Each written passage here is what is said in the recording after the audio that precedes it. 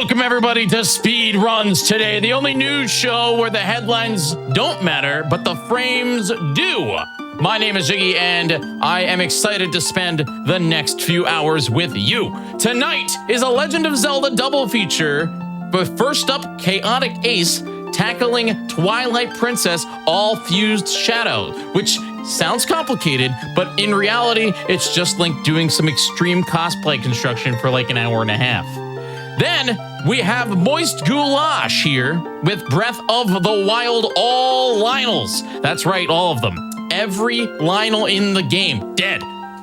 Nothing screams family-friendly Nintendo fun on the GDQ channel like one man going on a mythical creature purge.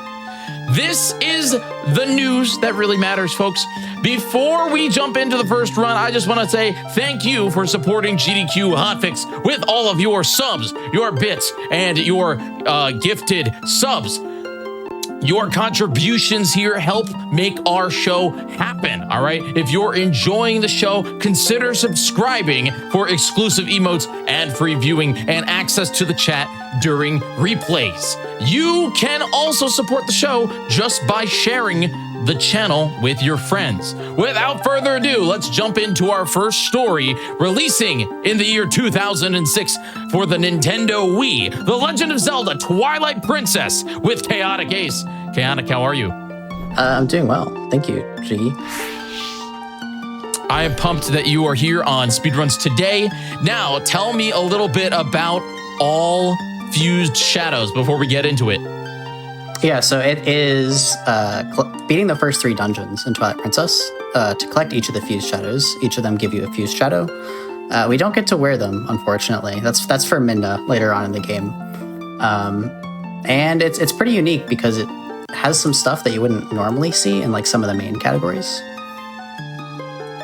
So it's a good run. That's super exciting. We also have Glubbers here. Glubbers, how are you? Welcome to Speedruns today. Oh, thank you for having me, Ace and Jiggy. I'm doing fantastic, and I'm ready to watch one of the most unique and fun categories that Twilight Princess has to offer, run by one of the best runners that we have. I am excited. Ace, are you ready to rock and roll? I am. I don't have a rock with me, but I can try to improvise. You can do a lot of rolling. I will do a lot of rolling. All right, you want a countdown? Sounds good. We will start Twilight Princess in 5, 4, 3, 2, 1.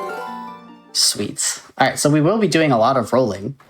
And something actually pretty cool is Glubbers got me into this category earlier this year because Glubbers ran this on another GDQ event, and I commentated for him, and I thought it was pretty cool. So now here I am doing runs of it. Yeah. Kind of flip the script. Speaking of rocking and rolling, though, the first thing that we're doing is grabbing a rock. Oh my gosh, there is a rock. Into it. Yeah, so this rock gets used to clip us through a gate here. And after we're through the gate, we're going to do a frame-perfect trick called Back in Time to reset the game and void out on the same frame. It's quite a classic amongst 3D Zeldas at this point. Yep. Ooh, Like okay. so. Going for the little less safe version there. I didn't think about that. I was getting all ready to start seeing you roll across the bridge and go, oh, he's going for a little bit of a safer version. You know, this is a consistent way to do the run. But Ace just goes, nope, I know exactly what I'm doing. There's the fast way to do this. I'm going to hit the frame. He hits the frame. We're right in there. So there are 2 frames for it, technically, because if you get 1 frame prior to the frame that you want, you can just do the buttons in reverse order. The inputs in reverse order to reset the game at the same time. Now we have a lot of that rolling we were talking about. Oh, yeah. We get to roll over here. We get to grab the lantern from everybody's favorite NPC, Koro, who we'll actually see quite a bit later. So also, but for now... But go ahead. I was just going to say, well, hang on. I can't roll and talk. For now, he's just grabbing the lantern from Koro, who's going to basically say, hey, what's going on down the street, down this cave here? letting us get through, going over, and doing what little tutorial sequence we have in Twilight Princess after doing Back in Time. We skipped the majority of it. We've not skipped the entire thing. We basically pick it up quite a ways into it after Talo and Rose the monkey are kidnapped. So going up to Koro, he knows what we're doing. He's given us the lantern so we can get through. And Ace is just going to go over and grab a key so that we can actually progress through the tutorial here. This is actually one of the laggier areas in the game, as you can probably see if you're paying pretty close attention to the screen. This game is a late generation GameCube game, which means that it lags like basic. The one that I like to compare it to is there's a Mario Party minigame in Mario Party 5 about mowing a lawn that runs at 2 FPS. This area is that minigame. It just kinda sucks, but that's how it goes here. The rest of the game runs a lot smoother, trust me. Now, grabbing that key, Ace is just going to head on over and complete the little bit of the tutorial that we have, and then we're going to go straight on to saving some goats. Or herding some goats. We're saving them from themselves by getting them back into their pen. We are. And yeah, so the first few minutes of the game are the most intense when it comes to movement. And I'm really bad at focusing on roll timing and talking. So I just have a very hard time doing both. But once we're past it, I can definitely talk some more. Yeah, that's just an especially rough area for roll timing for sure, because of the lag that I was talking about. I haven't gotten to the point yet where I can talk, and despite how long I've been playing this game, talk and do TP rolls well. Yeah, it can definitely be very, very rough, but TP rolls are the actual movement. Every little bit of it is frame perfect. Every single roll, chaining it, is frame perfect. And the way that you time that changes based on incline on the slopes, the terrain that you're in, because there's obviously later in the game there's snow, there's sand, there's all of this weird stuff going on. So runners need to know every little area, every nuance, all of the little inclines and slopes that you have, and how to best get through that. It's something that you just have to internalize. And, you know, a lot of us either just sacrifice a couple of frames and do a very normal roll, or, you know, you try to do what is fastest. Who doesn't want to do what's fastest, right? We're speedrunners. So knowing exactly when to do that for all of the different slopes, that's just the kind of person that Ace is. We'll see how many goats we end up herding here. So I hope a good 20. goats, I hope all 20, but if you get less than 20, that is a good thing, right? Sub 20 goats. Yeah, when it comes to time, yeah, for sure. Oh, that doesn't mean that we actually have under 20 goats in the pen? It does not. Well, that was I'm pretty good. learning something.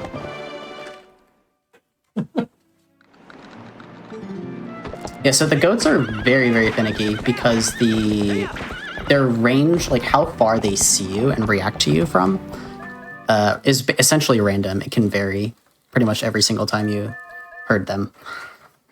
So even if you do them the same way every single time, it can have a different outcome slightly.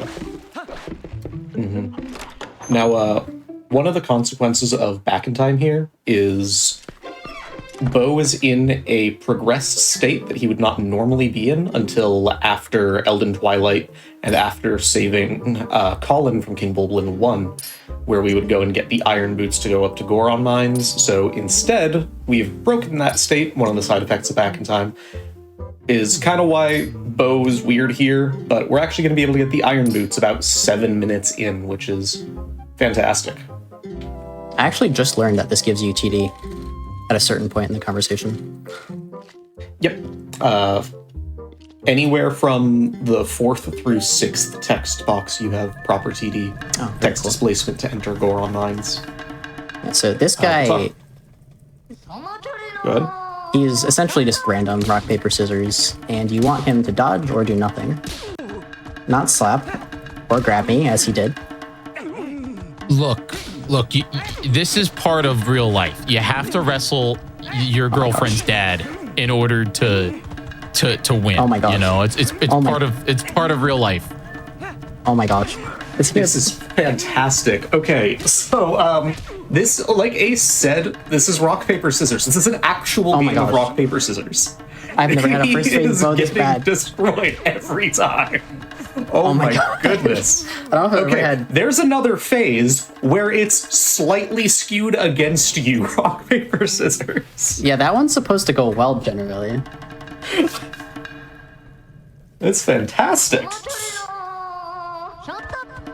Okay. Oh, and then that one goes well. Of course. I think So you did Jiggy, better.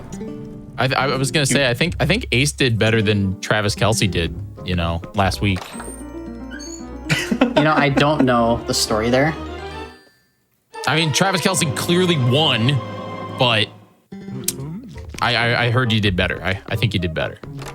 Thank you. That's a joke that maybe one person in chat's gonna understand. Well, actually, no. Why am I'm here? I am judging the GDQ community here. I think there's at least two Swifties in the chat right now. Like, I do know he is a football player that's dating Taylor Swift. That's about it. They got engaged, is what Jiggy's talking about. Now, I would actually say, for some reason, this is no knock against Swifties. I don't have anything against Swifties. There's a weirdly large overlap between at least the Zelda communities and Swifties. I feel like there's a lot of Swifties in Zelda speedrunning. There is?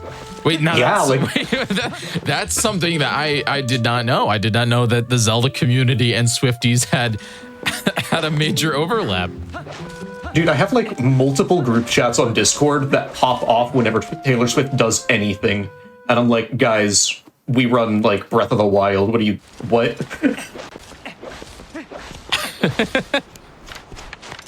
I can't say we have any server overlap, I think, for that. Yeah, I haven't noticed that. Maybe it's just the people that I expose myself to them. Right, so after Bow, I saved my game in Ordon, and that is so that I can use that file at a later time. And then I also collected a rupee. I unfortunately missed collecting it the first time, but there's a purple rupee hidden in the grass behind the windmill. Yeah. We do need rupees for this run. For a fun trick. A fun trick. About how long in is Koro TD? 40 something minutes, just under 40. Over 40, sorry. Just under 40? Just over 40. Yeah, because a good vessel would be 35 minutes, and then a good Eldon would be like 6. Yeah, so just a reminder for anybody who may not have been here at the beginning, this is all Fused Shadows. It's a little bit unique of a category. We're going to be beating all 3 of the first 3 dungeons of the game in the fastest way possible. So that's not necessarily in order, and as you'll see, it won't be in order. But to do that, we're going to actually have a point in the run that's kind of what we're talking about, where there's a crux point of the run. It's a trick called Koro TD. We'll explain it more when we get there. But that is kind of foundationally how this route is organized. It requires us to have at least 100 rupees. So that's kind of why Ace got the purple rupee that he did in Orin, and he's going to be collecting another 49 rupees at least. And then we do also need rupees later on as well for bombs from the bomb shop in Kakariko. Yep, which is another 120. Yep. Luckily, most of the rupees are pretty convenient, not too far out of the way. The rupee rating for this was done very well. Oh yeah, rupee routing in Twilight Princess is so seamless, and that's partially just because there's so many rupee chests in the game. I don't know why there's so many. You know where it's most seamless is any percent for French, on French. Oh yeah, yep. French has all the different languages seem to have like their weird quirk of this niche glitch that only works on that language. French, for some reason, when you go to repair the cannon to go to City in the Sky, it doesn't check the actual rupee count when you pay 300 rupees. It just takes all of your rupees, which is really silly, because you can have 0 and it just repairs it for free, and that's what we do in speedruns that are in French, which any percent is now optimal in French. but it can also just be a maxed out rupee bag and take all of them. Just imagine being the poor French kid in 2006, goes to go to City in the Sky, and now all your rupees are gone. When if you didn't have any rupees in the first place. Yeah, that would suck. I also don't know if I would notice, though, to be honest. If you had 600 rupees and he said he was taking 300 and you're a second grader whenever you learn subtraction and you go 600 minus 300 isn't 0. You don't think you would do that? Joke's on you, Glovers. I still don't know how to do math. Oh. Wait, you too. I just remember what the numbers look like and then I compare like every loading zone just to make sure. Wait, but that kind of is how math works, Ace. Minus the loading zone part. Look, I was trying obviously. to fit in with Jiggy's joke. I appreciate it. Let's bully Glovers together.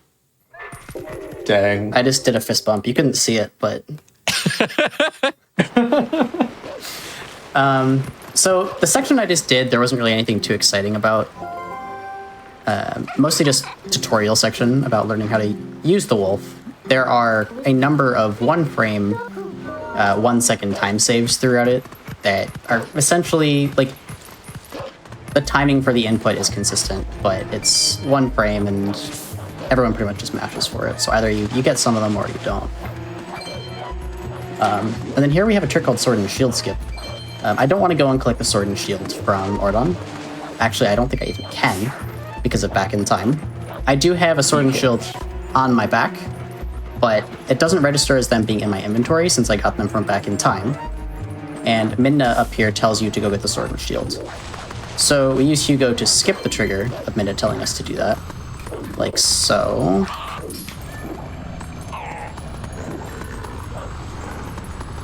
Ooh, I don't like up close. This is a pretty specific trick. Ooh. Nice looking. Nah, that was... I shouldn't have gone for that. A little... Yeah, it was just a little angled too far to the left. This is one of the hardest tricks in this game at all. This is Sword and Shield Skip. It gates a lot of people who are prospective runners trying to learn the game. We have a ton of resources to help out, and it's frankly the thing that anyone learning the game just has to push through, and we help as much as we can to. But at the end of the day, this is just a hard trick that is required in a lot of categories.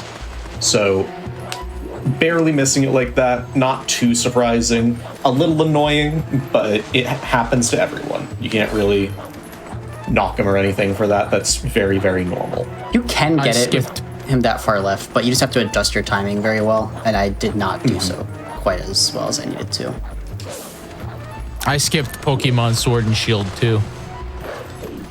Same actually. You and a lot of people. Same. Don't tell T-Pat. I won't tell T-Pat. I believe that... I'm going for that.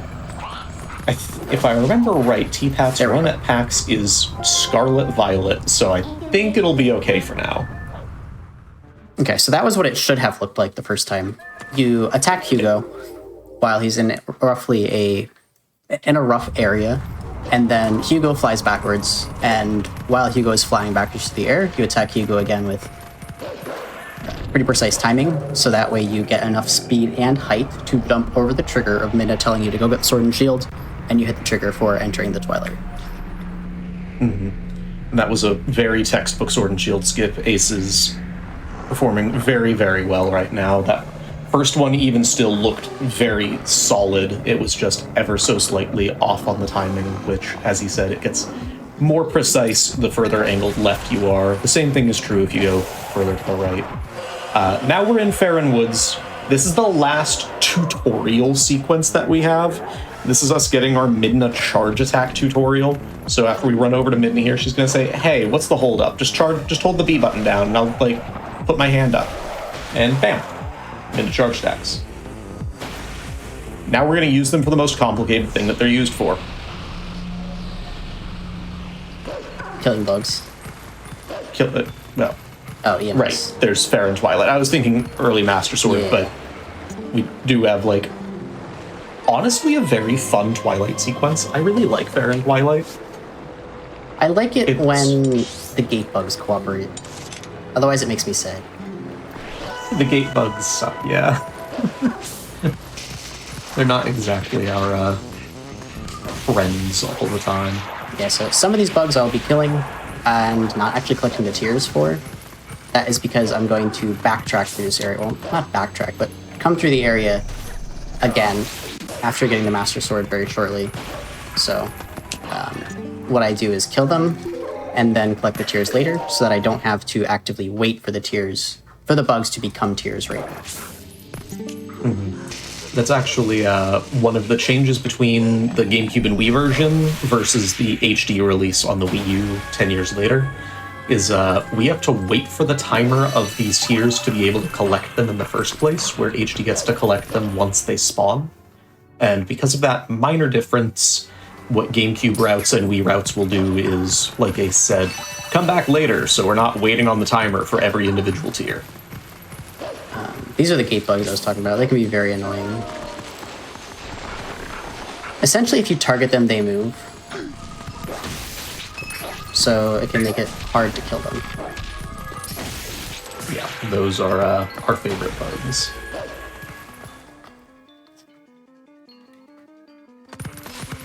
But generally, like, the routing structure, you know, how you, like, leave and come back. The thing that I always found the most interesting about Fair and Twilight, at least this used to be the case, this is unfortunately no longer the case, but there was a while where basically every category that did Fair and Twilight, and I guess you could also extend this to skipping Fair and Twilight being part of this, would do this Twilight differently.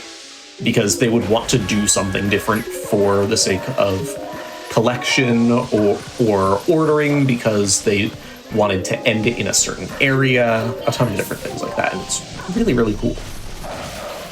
Ooh, this bug spread is really good. That is very nice. I didn't get the one framer, so probably won't get the fast cycle, but...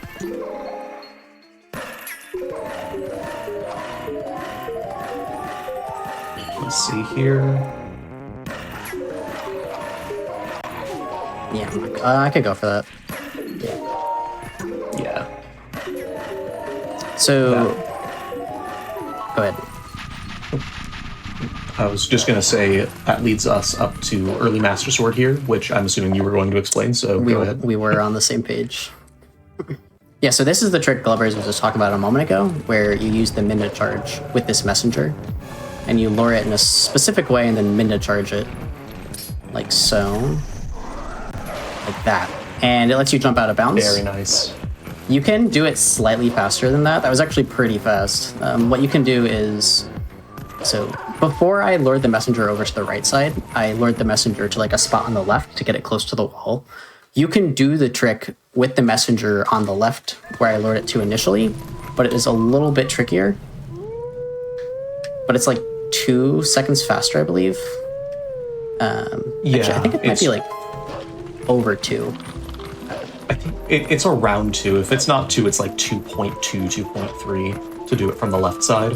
Yeah, it's mechanically the same, but the collision that you jump up onto is different. And pretty much for the longest time I've been doing it on the right side, so I'm super used to it. Slowly trying to transition to doing it on the left. Yeah, it's also just kind of a randomish trick. We got lucky, but we also saw very good execution on Ace's part on just getting up on the ledge as quickly as possible. That was very, very solidly done. Now we're just chasing Skull Kid. This part's very much so just running through Lost Woods. Everyone likes Lost Woods. It's got some cool music. Yeah, But we're on our way to the Master Sword now. the first like third of the run is definitely the least eventful. It has pretty big tricks and sequence breaks, obviously, but it's not quite as nonstop action-packed as the second half, I would say. Because the second half is mostly just dungeons for the entire time. What would you say is your favorite part of the second half, where it's more eventful? I really do like Goron Mines now. I don't know, just all the dungeons are good. fair. Like it all just is really good. That's why this is such a good category.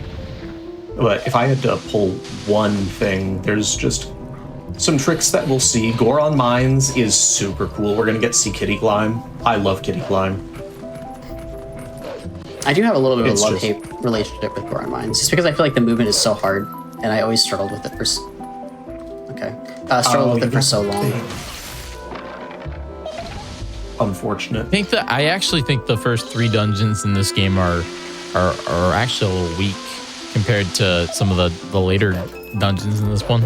Oh, absolutely. But every TP dungeon is good. Yeah, that's why I like Twilight Princess as much as I do. Every dungeon in it is good. The bad ones in this game are still like B tier dungeons overall. Even Lake Bed? Yep. Yeah. Okay. Yeah, Glover's and I think All right. pretty sure we're both on the same page where we think all dungeons in Twilight Princess is the best 3D Zelda category. Oh yeah. Oh, definitely. Oh, I haven't found a game that even gets.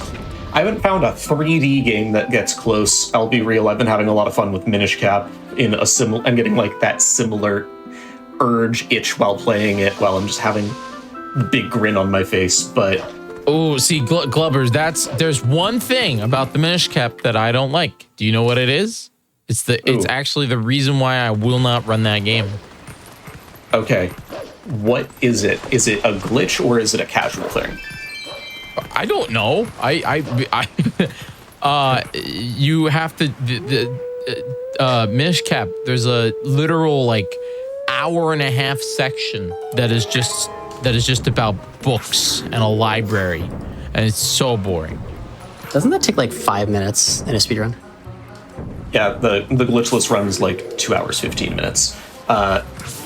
The library section is, it's a section in glitchless. It's not horribly long by any means. It's definitely like the slowest part. I see what you're saying, and it's like you go dungeon, library, dungeon.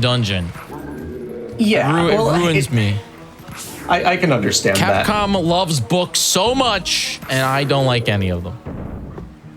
That's like the Hyrule Crypt sequence where you collect the 3 different books before you can go to the sky, right?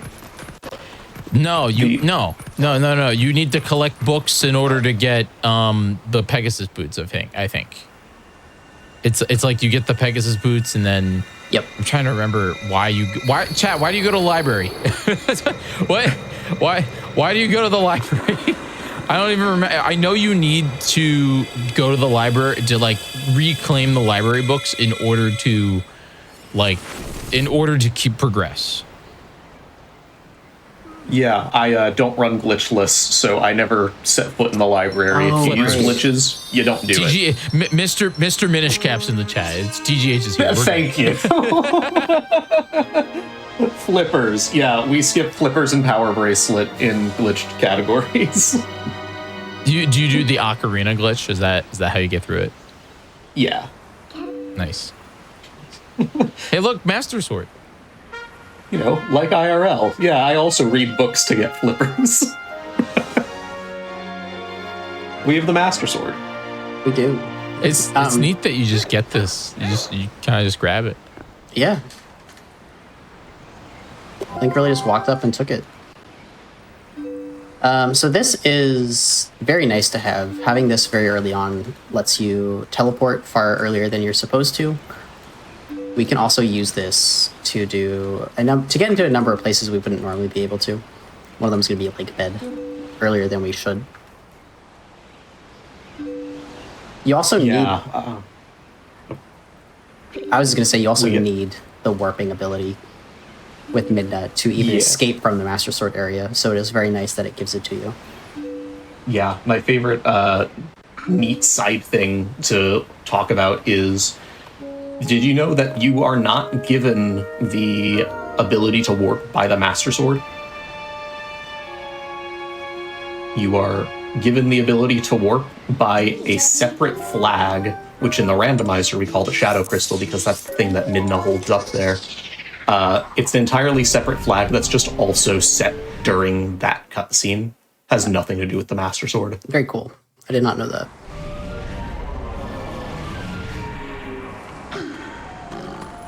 But yeah, so now we can transform back and forth between human and wolf, and we haven't even beaten a single dungeon yet. Haven't cleared a single Twilight, so it is very helpful and opens a lot of doors for us. Here I'll just be collecting the tears that I did not collect previously from the bugs, while I make my way to Forest Temple.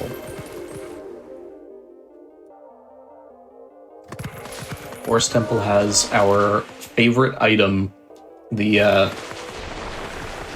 boomerang, the Gale boomerang, the Yeet stick, the Nintendo Wii remote, I guess, if you use the other word, Wii. Yeah, the Let's do boomerang. some fun stuff. The boomerang being early on in the game is very convenient because it's the most broken item.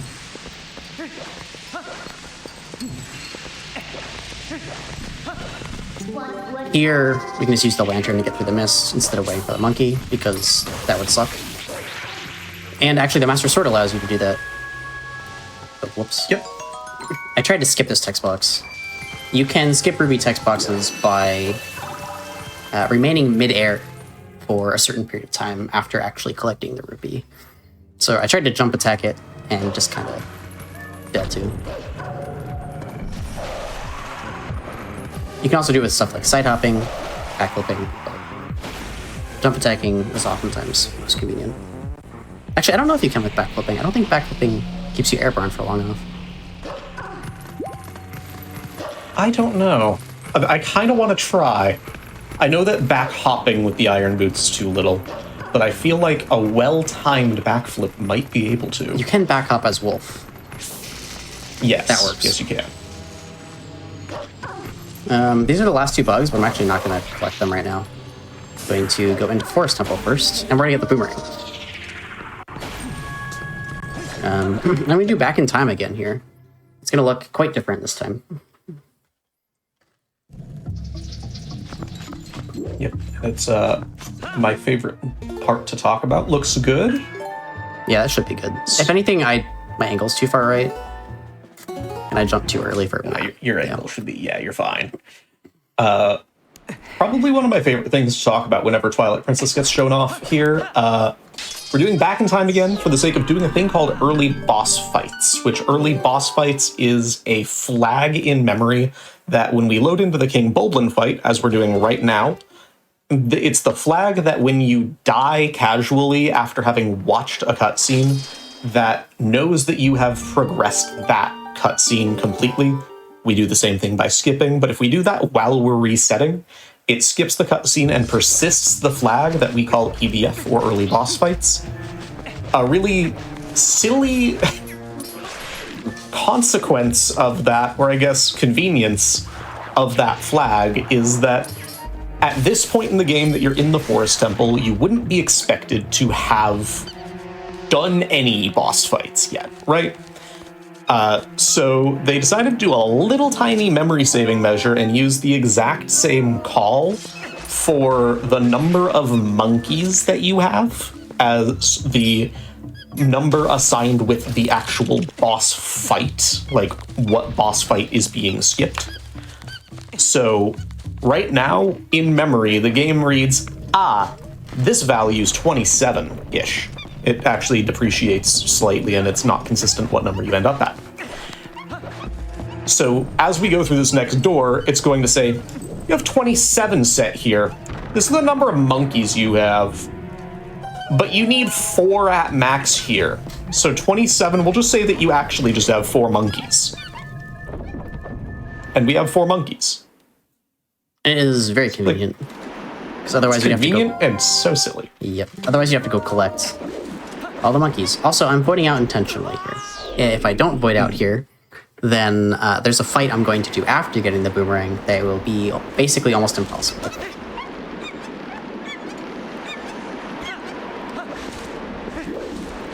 I don't know if it... Wait, is it actually doable like that? I don't think so. Beast reset a run over it. Yeah, so Yeah. voiding there completely gets rid of that number, or the remainder of that number that Glubbers was just talking about. If you have that number still set and not reset, then when you load into a fight that I'm going to load into after getting the boomerang, the King Bublin fight that I already... Okay, very cool. We love a multi-hop Luke. Love it. Love randomness. We love randomness on the last show. True. This show, we want to minimize it. Correct. Yeah, so the amount of times Ook can jump is random. How long it takes Ook to start jumping is random. And then Ook can also just kind of stop on a pillar for a random amount of time if you aren't close enough to the pillar.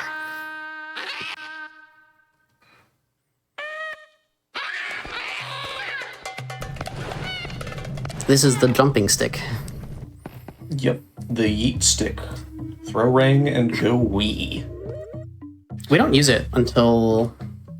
you don't use it until going to Boron Mines. Or early elevator. I don't know if CAC Void method, I think you actually do an LJA there. It might not be an LJA, I'm pretty sure it is though, to get all the way over the trigger. I haven't seen it, or I did see it, but it was once, so my memory's a little fuzzy on how it's exactly done. Save warping here is just faster for leaving. It's faster to leave with a save warp than it is to leave the intended way.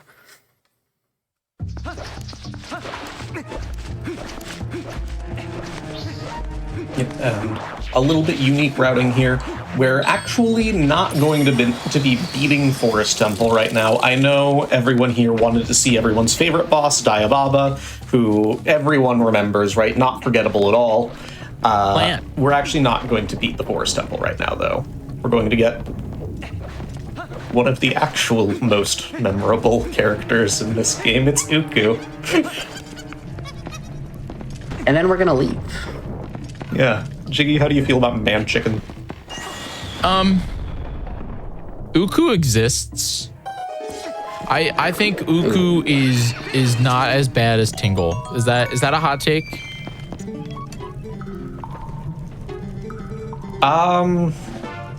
Ace, you're more of a Wind Waker person.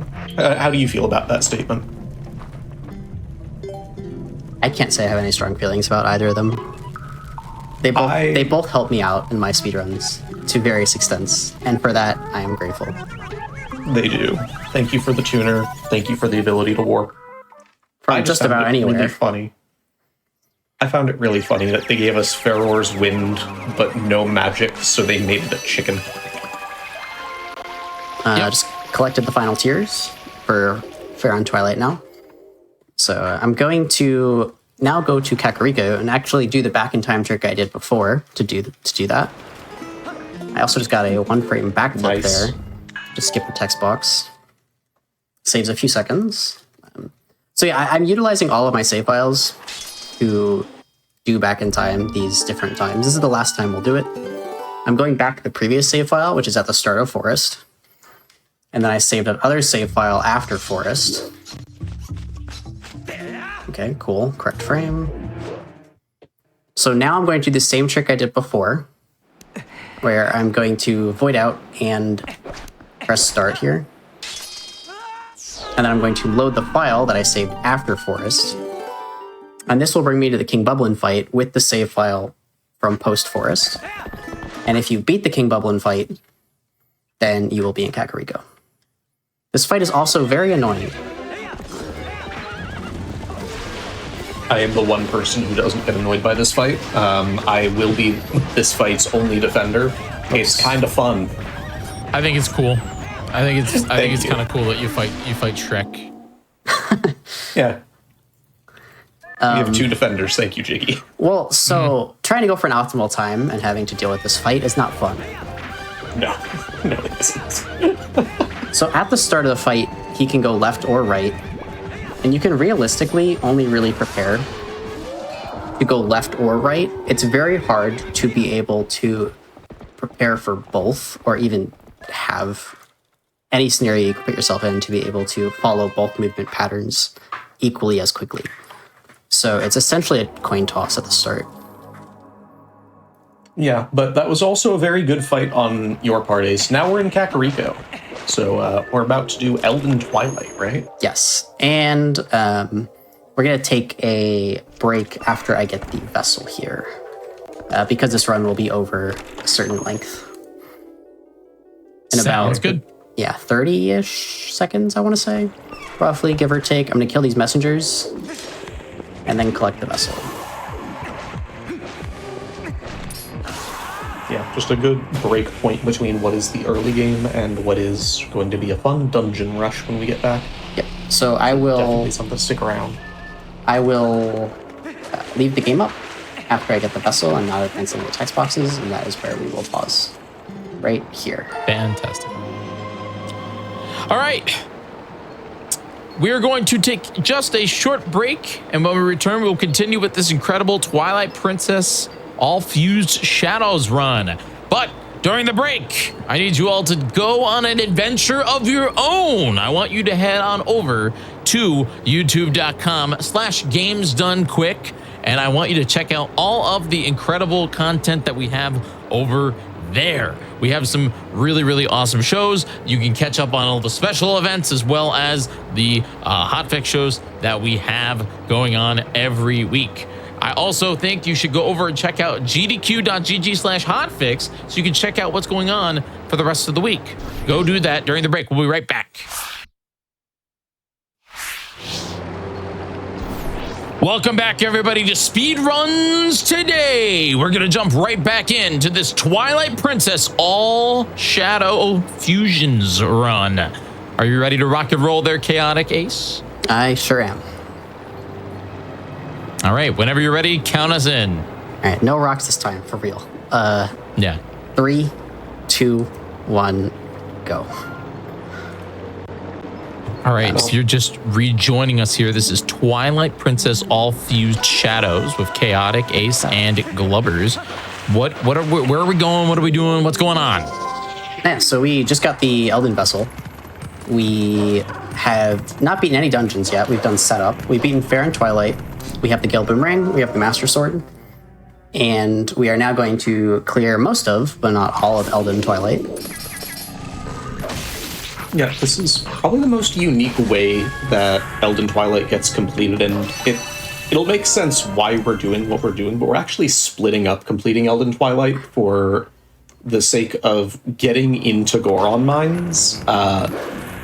Basically, right now, and I'll talk a little bit more about this as we get a little closer, but Goron Mines is currently, without glitches, inaccessible because we have the Master Sword. So the routing is based around that, how we're going to get ourselves into Goron Mines. So we're seeing a little bit substandard of routing where we're going to go and do the basement bugs last, which is fun. But yeah, we're in everyone's favorite inn. This is actually on the sign outside called Eld Inn in Elden. Very clever. The devs for that. Yeah.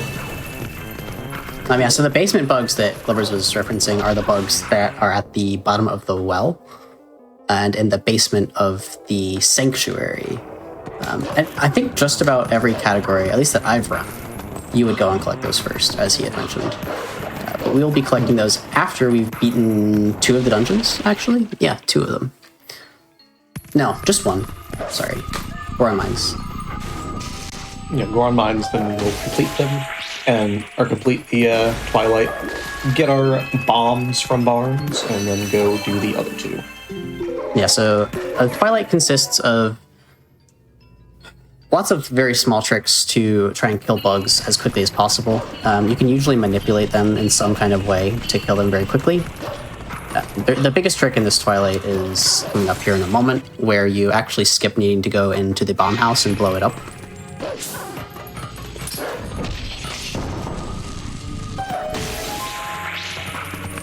Also, trying to collect some rupees throughout this Twilight, because we do need to get up to 120. 100 is going to be used for the bottle, and then 20 goes towards bombs later. So this setup, ooh, okay, well, that's unfortunate. That's fine. So there's a setup there to do this trick entirely as Wolf, but if you mess it up, you can just use a long jump attack as human to get over here, skip triggering the movement of the bug to go into the bomb house, and then you kill it before it enters the bomb house, and then the bomb house just blows up. Yep. Love that, because basically you're not supposed to be able to collect that bug without having gone into the house. So that bug dying is tied to the same trigger as the house being blown up, because that's how that's supposed to happen. So if the bug dies, the game assumes that the house is gone. So it just vanishes before our very eyes. It's fantastic. It's the Hyrule's best magic trick. This bug is getting The vanishing bomb house. Yeah, so right Nice, there I there's the skipped text a... skip. Yep. Blue rupee tech skip I was talking about earlier. Also something worth noting is that rupee text boxes reset whenever you save warp. I believe that was also a quality of life change that Nintendo fixed in HD. That was a very strange jump angle. But yeah, so despite the fact I skipped a blue rupee, or I got a rupee text box earlier. I think it was the yellow rupee text box, if I remember correctly. If I was to get another yellow rupee now, I would need to skip the text box again, or just watch the text box. That was another HD change, like Ace said. Instead of per save load sequence, where you just have this like session of having the file loaded, which is a little bit weird. It just makes it a temporary flag that's just set anytime you get the rupee text. It's just actually persisted through the file, so you get the rupee text exactly once. If you've seen a blue rupee and you go away for 2 weeks with your console off and you come back, you still probably know what a blue rupee is. Debatable. And if you, I don't know. I once forgot what a blue rupee even was and looked like, and I was only away for like 5 minutes. Did you by chance go to your refrigerator and see what was in there, and then come back wondering what you had even gone to the kitchen for? Because that happens all the time, and frankly, it's okay to forget everything at that point. all right, so I always say, oh, sorry, go. no, you're good. I was gonna say I'm gonna turn on a metronome in a moment for a trick. Oops. And I'm gonna mute myself for about a minute while it's running, so that way I don't have to subject everyone else to it. And I will leave. Ooh, barely made that. Very nice. Nice. I will leave Glubbers to explain the trick I'll be using for. Chaotic over here about to do some crazy tech, and Glubbers and I were talking about how we went to the to the refrigerator just to find out we don't have any food. Yeah, that was me before I had dinner today. Oh my gosh. Okay. I'm gonna mute and start that while warping away here. Yeah, so to talk about the trick that we're going to do instead of my refrigerator shenanigans, so Ace is going to do a trick called Koro TD, or Koro Text Displacement here. This is, like I was alluding to it before, this is the crux point of the run. This is where the routing culminates and is very, very important to just get us onto the next point. So Ace is going to do a safety save here, because this trick actually does only have one attempt unless he saves the game. So he's going to save probably once he gets over to Koro here. Right there. Now what he's actually doing is, when he talks to Koro here and after he uses 100 rupees to buy the bottle, there's going to be exactly 1 frame after purchasing the bottle before Koro goes to a different text bit where Ace is going to be able to input an Uku pull. We'll see here. So not quite, it is a 1 frame pull. It is very, very tight. So not surprising to not get it first try. But if we can pull Uku on that frame, basically, as you saw there was text that came up after the item text went down. That Koro's basically just saying, hey, you bought a bottle, enjoy the bottle, I guess. So if it's pulled in that frame, that later text doesn't play, right? What that does is effectively on this map on South Farron, there is a certain actor ID associated to what Koro is that is a relatively low number and gets reused in a number of places. It's like actor 1, right? So whatever number that actually is, it shares that ID with our friend Gorkoron in Death Mountain. So when Gorkoron in Death Mountain gets that broken text transferred to him, Gorkoron being the one who we would go and do the second wrestling bit against, which we're actually locked out of with the Master Sword because of some shenanigans relating to the Master Sword and flags. It will instead start to play text bits from post-wrestling, where it just lets us into Goron Mines, and that still works just fine as long as we can get that broken text to go translate to Gorkoron properly. We can still get in just fine. We just need that exact state to happen. It actually doesn't even set the state of the room properly, but it does remove an invisible wall, and we'll see that here in a little bit. So after Ace buys the bottle here, we'll see the oil text, and then right there. So he pulled Uku on the correct frame, and he was obviously doing that to let me have my long-winded explanation of the really in-depth trick. Yes. So now we'll be able to get into Goron Mines. But wait, there's more. There is. Ace, you can talk about early elevator. So that's one of 2 frame perfect tricks you need to do to enter Goron Mines. And the second one is a frame perfect roll. It wastes far less time to fail though. So it's much nicer. But yeah, now that we have text displacement, as Glover's explained, we're gonna head to Goron Mines, and you can actually get into Goron Mines 2 different ways. You can climb up normally, or what you can do is you can clip out of bounds down here. No rock, nice. So if I climb this ledge in a certain way, and then I roll, you just kind of clip out of bounds because the collision there is wonky. And then we can use a boomerang, a long jump attack, not a boomerang, the boomerang, to do a long jump attack, come up here, and having the iron boots lets us do this as well. Lets us enter the Goron Mines area with this. Now, there's an invisible wall up here around this Goron, guarding the elevator. There's 2 ways through it. One is with the spinner, but what you can do is get in this corner, get a relatively, not too precise position and angle, and then roll on a certain frame while transforming, and you will go through the invisible wall. The spinner is way simpler. Obviously, we don't have the spinner. We don't have the spinner, and we're not going to get it. In fact, quite frankly, I'm scared of arbiters right now. The Arbiter's Grounds is terrifying right now. Arbiter's Grounds is so terrifying. Oh.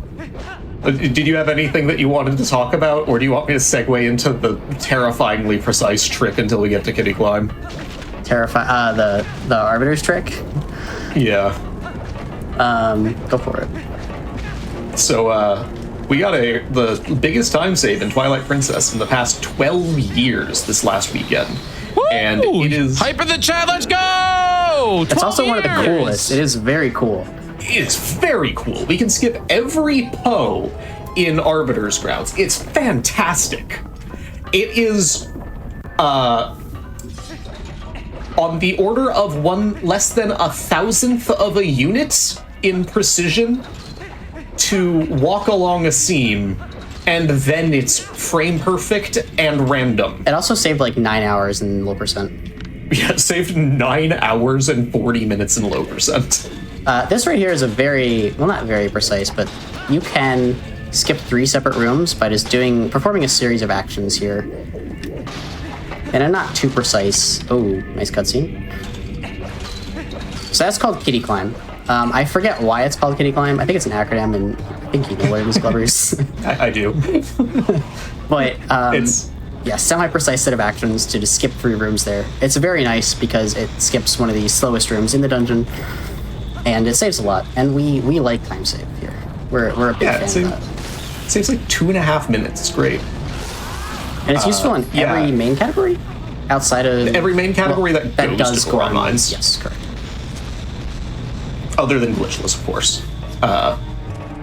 It's called Kitty Climb because it is... So you know when you if you have a cat, you probably know this. When you're playing with the cat and you go as like kind of trying to get the cat's attention. I am a dog person. I don't know why people do that. I'm actually just paraphrasing what people tell me. Don't know why you would make that noise, but because it works. It's called, yeah, it works. It's called Small Key Skip Key Shard Skip. So it's SKS. So it's the acronym for it is reminiscent to the sound you would make for a cat. So therefore, yep. Okay. That's it. That is literally it.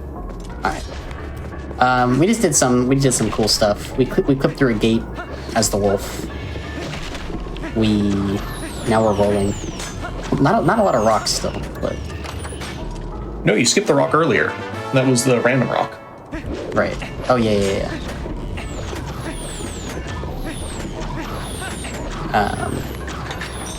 Goron Mines is pretty short now that we have Kitty Climb. It's very nice. I think it's under 10 minutes, I believe. The IL, the IL is way different from what I'm doing.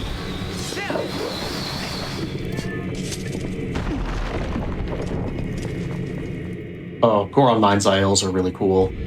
They just are. Forest Temple ILs are also very cool. Very I saw some cool. of those recently. This game has so much sauce. Here's Dan Goro, who also has sauce. Watch Dan this. Goro has a setup for a quick cycle. Yep.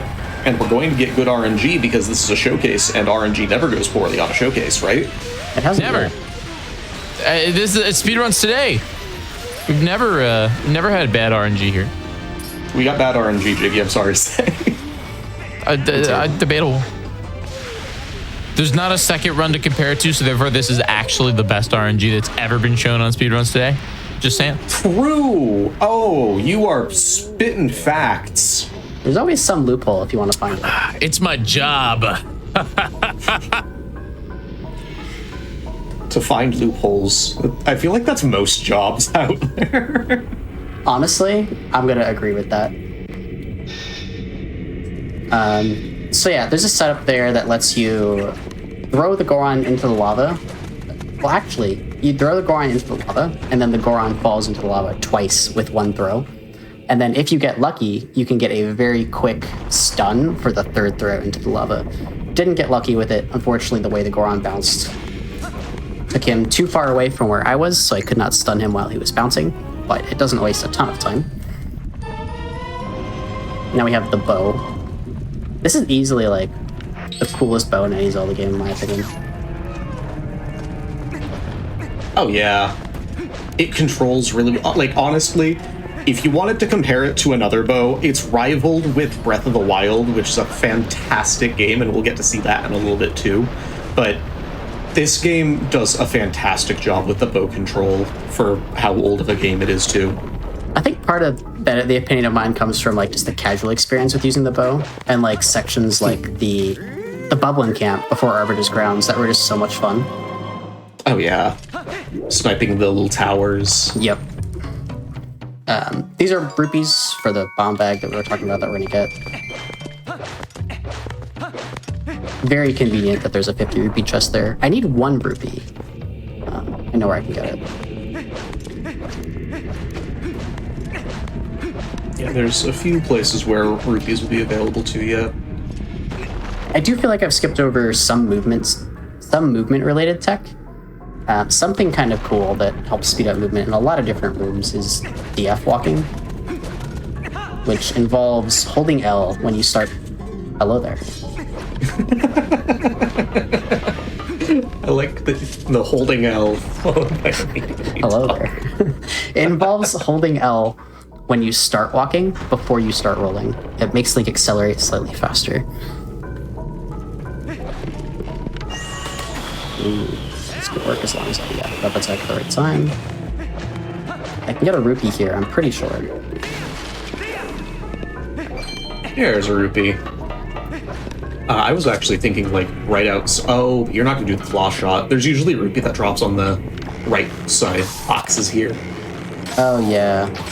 Actually didn't know about that. This trick is very cool. It's also very annoying, so... No, my ankle's fine, so it's annoying. Yeah, so this trick is really cool and really annoying, and it's technically called magnet. I think it's called magnet skip. Yep. I've just always called it swag strat because it looks really cool. It does look cool. It's also very easy to mess up and then end up falling, which is why it can be so scary. Did that hit? It did. I could not hear it. Yes.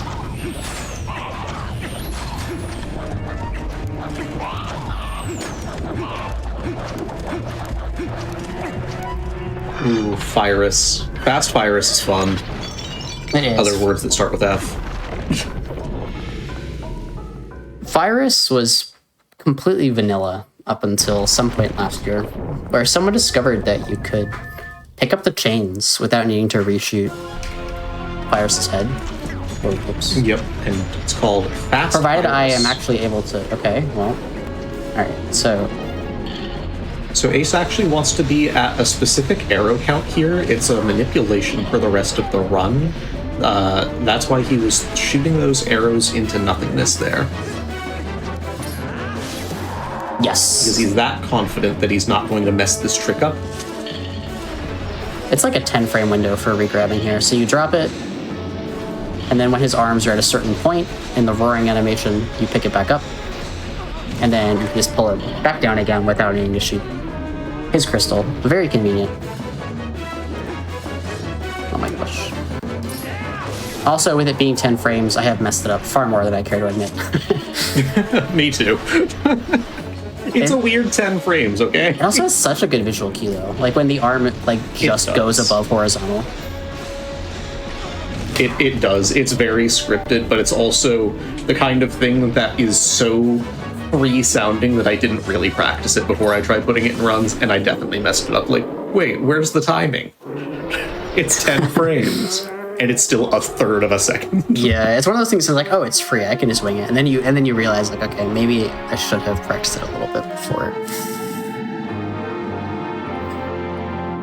So this is the first dungeon of the 3, and I think we beat the rest of them now within the next, like, 14 minutes. The other 2. Wow. So the first just over half of the run is pretty much just set up for doing the dungeons.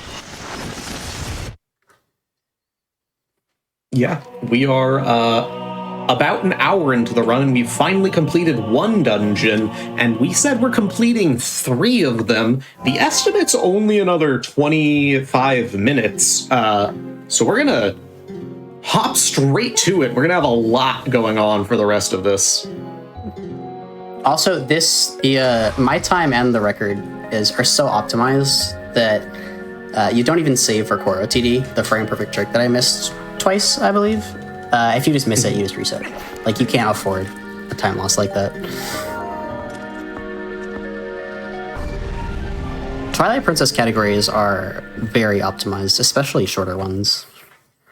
Twilight Princess as a community is one that is so dedicated to the game. It's very, very awesome to just see how dedicated everyone is. Like we were talking about the post skip thing. Yes. It was found on Friday. It's ridiculously precise. It was considered TAS only, and then it was not TAS only within a day. Yeah, what was it? You How said like there were disgustingly hard is it? You do... So you start out doing some ridiculously annoying RNG, but it's not able to kill the trick. It's just, it takes a little bit sometimes. Then you do what's called a step clip, where you have roughly like 15 units of leniency on your angle. Then as your step clipped in, you line up a thing that is about 5 units wide to roll into a specific spot that clips you even further. Then you do about 40 seconds, I'm thinking of chickens, seconds of lining yourself up to walk along a seam that is 0.007 units wide, so that you can just hold up the entire way. And then after that point, you do a frame-perfect trick called a moon boots ending blow, where you do that onto one of the skulls that you put out behind the gate. And after you do that, then it's random. So you do all of that setup, and it's not really in your control, technically. Yeah, so that was all the setup we're gonna do between Goron Mines and Forest Temple, pretty much. I'm gonna go buy bombs, then teleport right back to Forest. Hopefully here I'm gonna get something called an Epona Slide. It looks very cool, and I got it. Nice.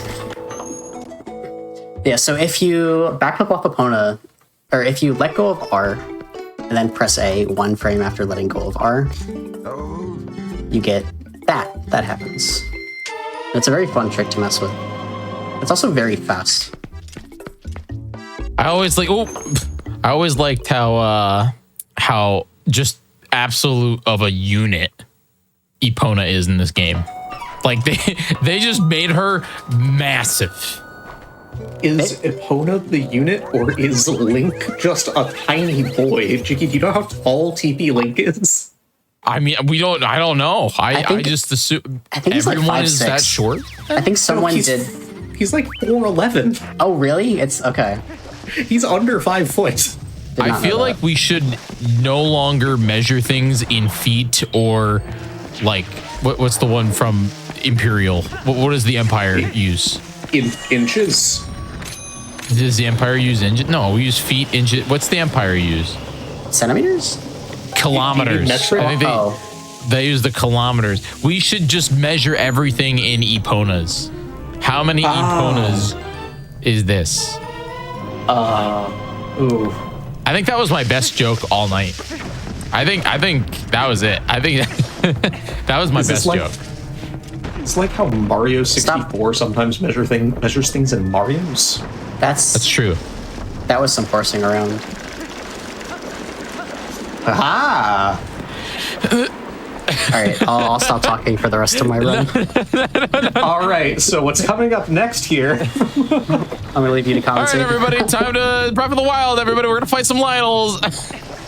Yeah, you guys like Lionels, or maybe really hate them, and you want to see them gone.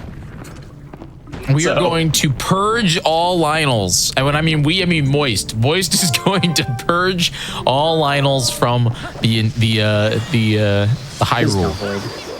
I've been dropping bombs because I want to blow up Forest Temple. If I blow up Forest Temple, I don't need to fight Diababa. If you just blow up the temple?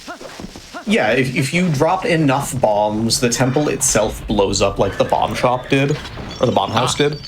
Yeah. So he didn't get that, so he has to fight the boss. It's a little bit of a time loss. So the actual reason is because I need to clear out my normal bomb bag so that I can put water bombs in it. If you open a chest that has bombs in it, it will give you normal bombs if you have normal bombs in the bar. If you open a chest that has water bombs in it and you have normal bombs in your bomb bag, it will give you normal bombs instead of water bombs. So you have to have 0 normal bombs to get water bombs. Also, this is Diababa is actually very cool. The second phase with the bow and bombs, because you can shoot Diababa with the bomb arrows, and the fight is very quick. It's a little precise, but not too precise, so we'll see what happens. Yeah, while you do the cool trick, I'm learning that apparently horses are measured in hands. In hands? Yeah. What? I don't really know what that means. Like, what do you just put? How many hands does it take to measure this horse? What is People don't have consistent hand sizes. Yeah, wait, my hand is bigger than some people's hands. Well, a How does hand that is work? probably like an arbitrary measurement, just like a foot is To 12 be inches. does it mean does that mean that if you want to be a horse doctor, you have to have specifically consistent sized hands? That would be such an unhinged requirement on a job posting. You go to like horse doctor school, and they're just like your hands. They're 1 centimeter too short People would be getting surgery on their hands. Like to become a hand- horse doctor. Yes. The things I get to talk about on GDQ.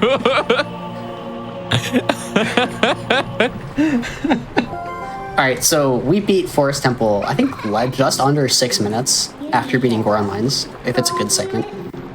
No, a little over that, maybe like 6.5, 7, but it's very quick. And then we go right to Lake Bed as well. There's like nothing between us and going to Lake Bed. If you're a horse doctor, leave a like on this YouTube video. If you're a horse doctor, you should subscribe to Games Done Quick. If you want to see more random facts about your We're about to see at least 50 subs just here on the Twitch channel. There's at least 50 horse doctors in the chat. Would you look at that? Would you look at that? Here's our unit. There she is. There she is. Our absolute unit of measurement. I wonder how many hands Epona is. Well, apparently a hand is 4 inches, which is somehow even worse. Wait, what? Wait, my hand is bigger than 4 inches. So is mine. What is going How are we on? measuring it? Like from... This is just, I just Googled horse hand measurement and I got this chart. It's just 4 inches is a hand. That makes no sense. You have 5 fingers. It also makes no sense because 12 inches is a foot. Okay. Am I actually short on arrows? That's I need enough them horse for? facts for today's GDQ Hotfix content. Very much so. Here's a fact about gates. Their is- suggestions. After pony Glover, skip, yes. This is why Speedruns Today only happens once every 4 months. You don't hear them talking about hands and horses on RNG. True. Yeah, they talk about randomness. Who cares about that? We're talking about what matters. The measurement of a horse. All right, so lake bed here is very deep in the water, probably about like 16 Eponas deep. So unfortunately, I have to sink down very far. There's a pillar down there. The pillar is probably about 2 Eponas widths, like tall. It's the Legend of Zelda Twilight Princess. He's doing a hard trick again. We're not surprised. This is Pillar Clip. It's a hard trick. It's very cool. Very cool. Okay. It's still possible. Ooh. It's still possible. I just have to walk in Yeah. and stop talking about. I'll talk about Pillar Clip. So Ace is sinking down to a specific depth here and trying to clip into that pillar that unfortunately he was just a hand short of getting into the pillar. Look, talking about hands got me into this mess. Okay, I was distracted. Talking about hands will get you out of this mess. All right, so you can sink down with the iron boots. You can clip behind this pillar. Thus, we named it Pillar Clip a very long time ago. And you have just enough air that you can make it to the loading zone behind the rock to get into Lake Bed.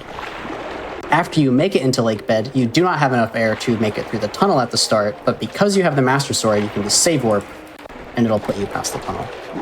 True story. Very convenient. There's a safety check for some reason that you technically have the ability to be wolf when you load that save. So they didn't want the beginning of the dungeon to, unless you don't have the Master Sword. If you don't have the Master Sword, the quote beginning of the dungeon is the other side of this load zone, just where the tunnel is. But if you have the Master Sword, you can technically have re-entered the dungeon and been wolf. So it's a safety check that if you have the Master Sword and can transform, you don't start in the tunnel because the wolf would never be able to get out of here, and because you can't get to the bottom, you would effectively be locking yourself, soft locking your save. Right, hard locking. That's what that's called. I just want to point out that someone so- very aptly said Pillar Clip Clop. Pillar clip clop. the sound a horse makes with its hooves. We can't get Epona into lake bed. I'm sorry, it's too low down. It's at the bottom of a lake. The rest of this run is reserved for horse jokes. Yeah. Funny enough, last night I'm 100%ing Tears of the Kingdom right now for the first time.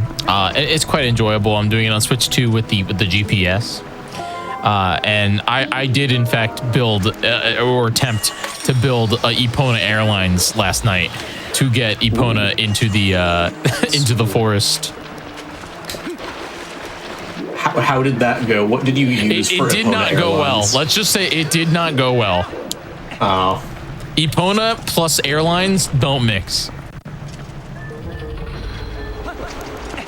Lake bed is infamously described as a jump attack playground. You just do tons of long jump attacks with a boomerang to get through pretty much every single room. There's also a newer thing I found that saves a very small amount of time, but looks very cool. Right before the Deku Tomb. I don't know what you're talking about, so I'm interested. The Rocket You've got Link. my attention away from the horses. The Rocket Link? You haven't seen the Rocket Link? No, but that makes sense. That makes a lot of sense. Now I know exactly what you're going to do, and I can talk about horses again. Apparently they use it in European countries, too. They just use the hand measurement for horses. It's only for horses. Huh. How come horses get their own measurement? I don't know. Oof. I mean, hoof. Yeah. Was that too far? No. Has this meme Well. transcended? I can't wait to look at the YouTube comments of this video to just like, this was a really awesome run of Twilight Princess, all Fused Shadows. But Until the they started commentators talking wouldn't about shut horses. up about horses. Okay, so right here, you can do a trick that saves like a second to swim fast.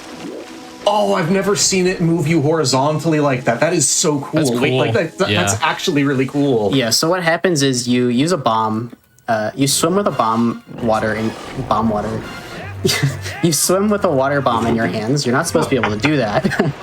And then what you do is let go of it, and it tries to surface link. It shoots him upwards very quickly. You have a ton of vertical momentum, and because the ceiling is slanted, you can use that vertical momentum to gain horizontal momentum as well, and swim forward and up very quickly.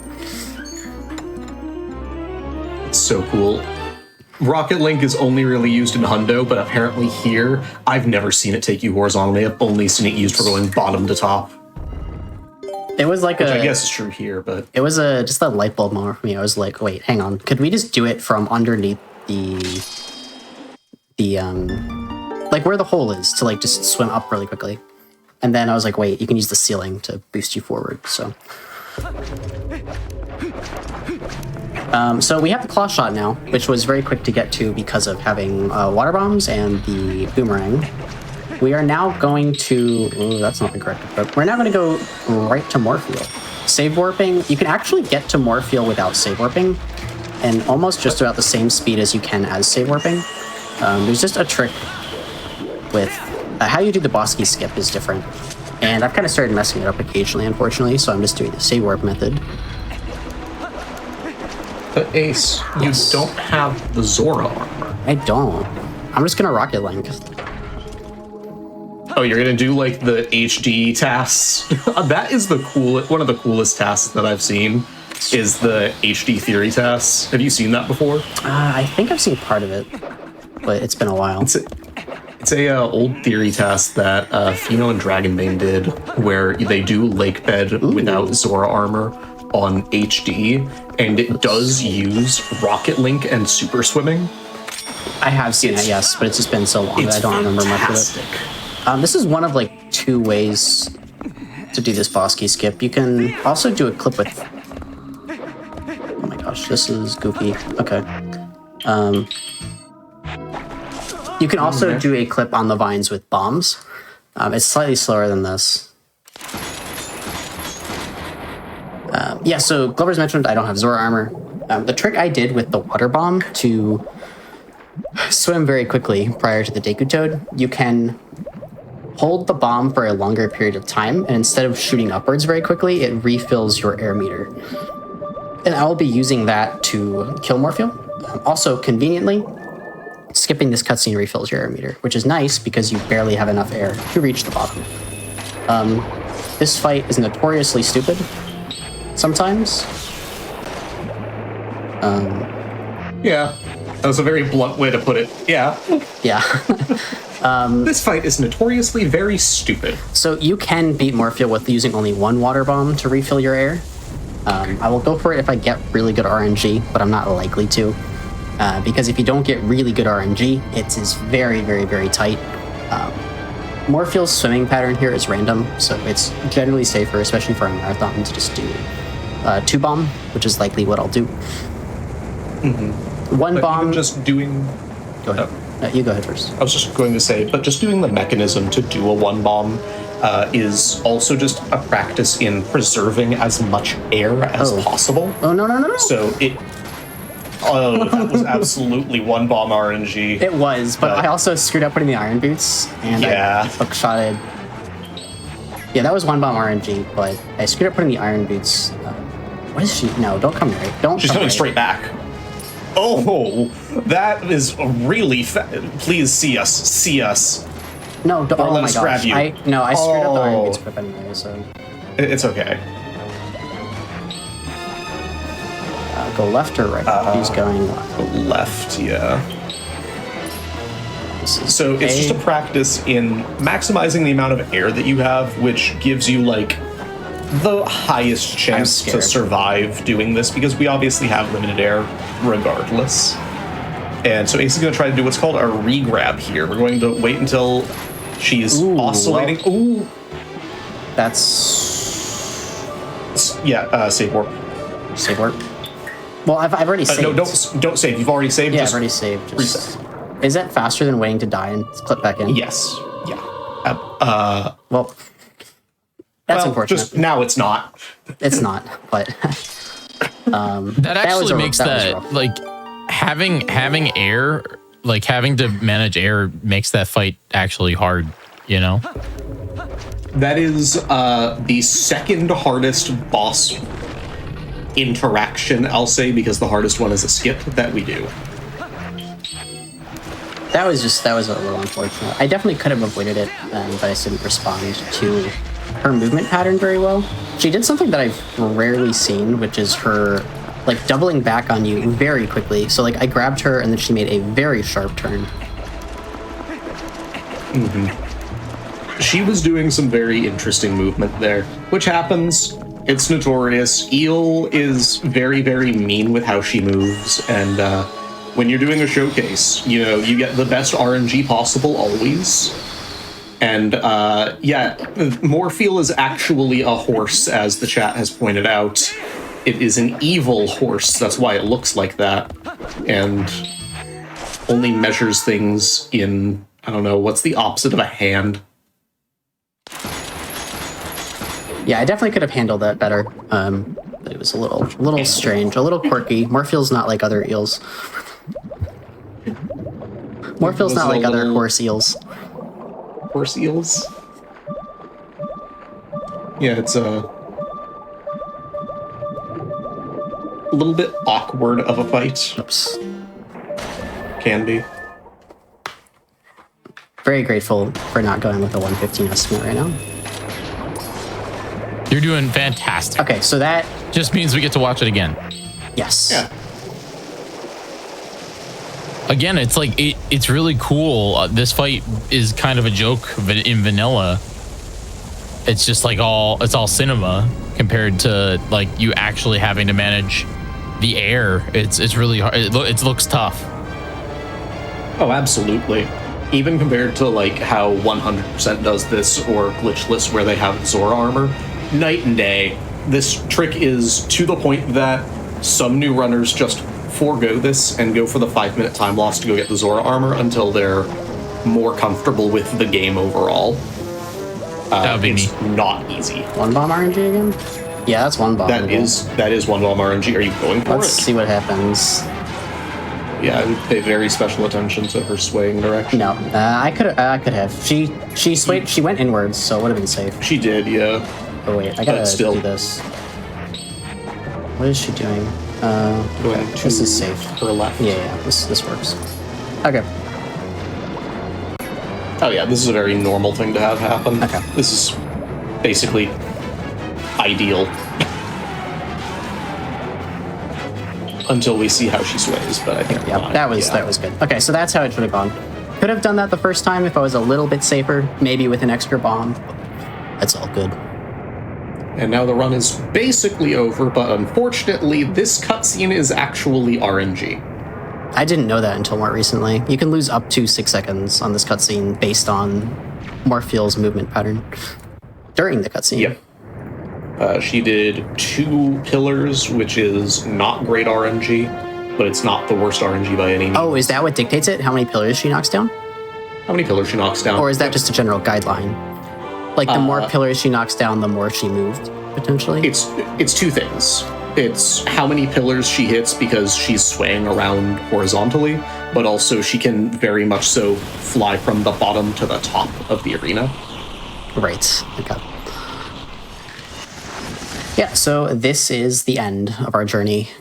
We don't have much time left for horse facts or horse strokes, so if you have any left, now's the time to get them in. So we emptied the arena so that we can get Epona down here, right? It's true. Yes. Time stops when I say yes to Midna. I'll also say time when I do so.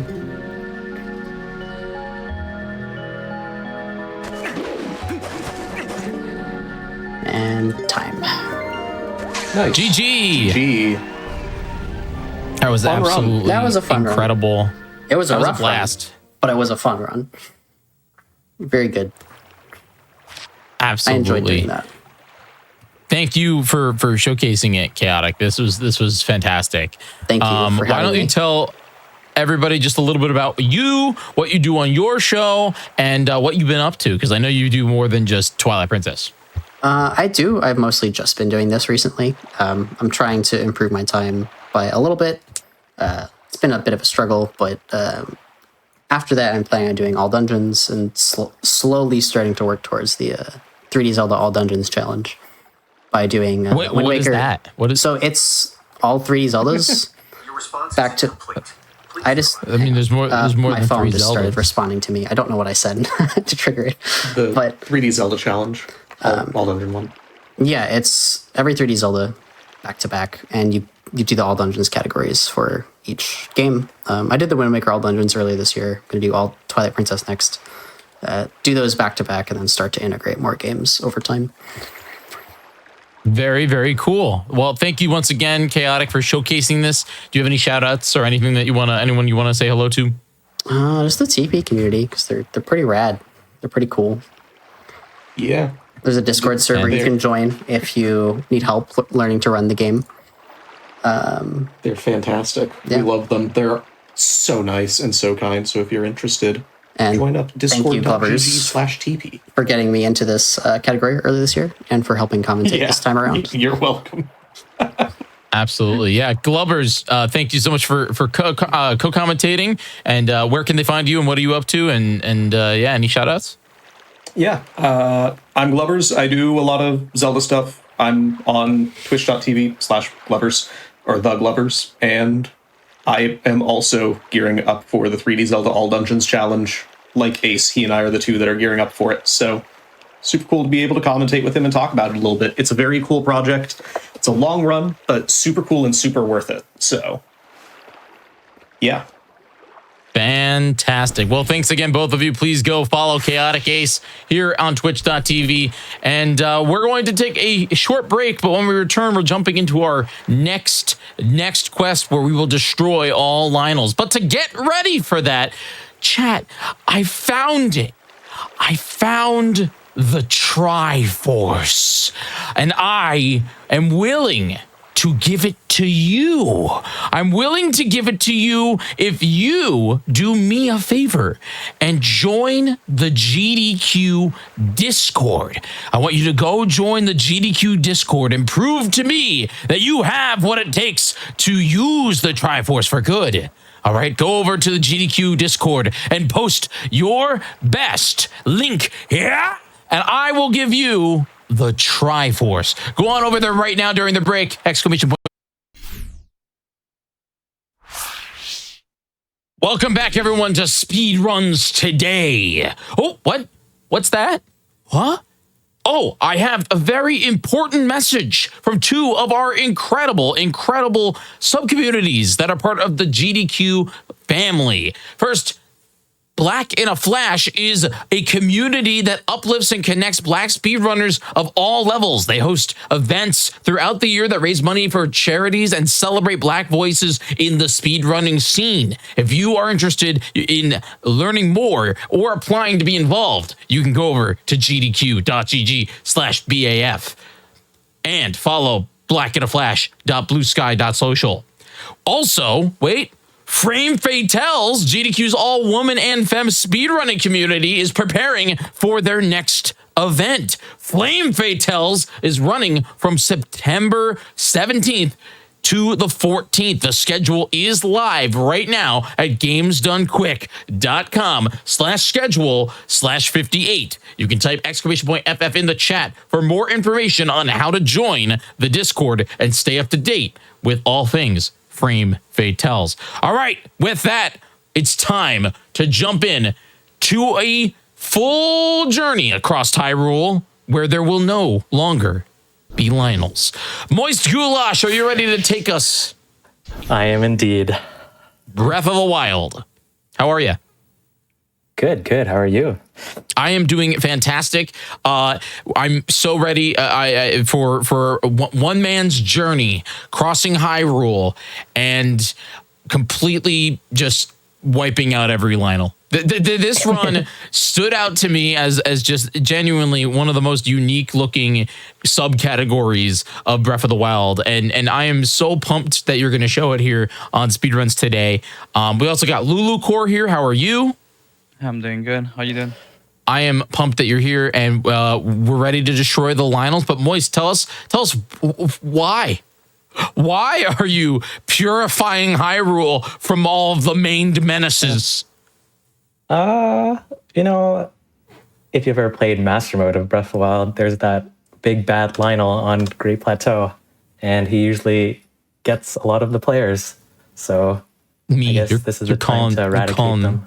You're getting revenge for me, Moist. I'm excited. Mm-hmm. All right. Well, whenever you are ready, let's get into this. And you can tell us how many Lionels we have and what the plan is for the run when we get into it. Sound good? Sounds good. Yep. All right. So timing starts on movement. So I'll just start a new game right now and talk about the run a bit. So this is all Lionels. There are exactly 22 Lionels in Breath of the Wild. 23 if you're on Master Mode. But today we're going to be on normal mode.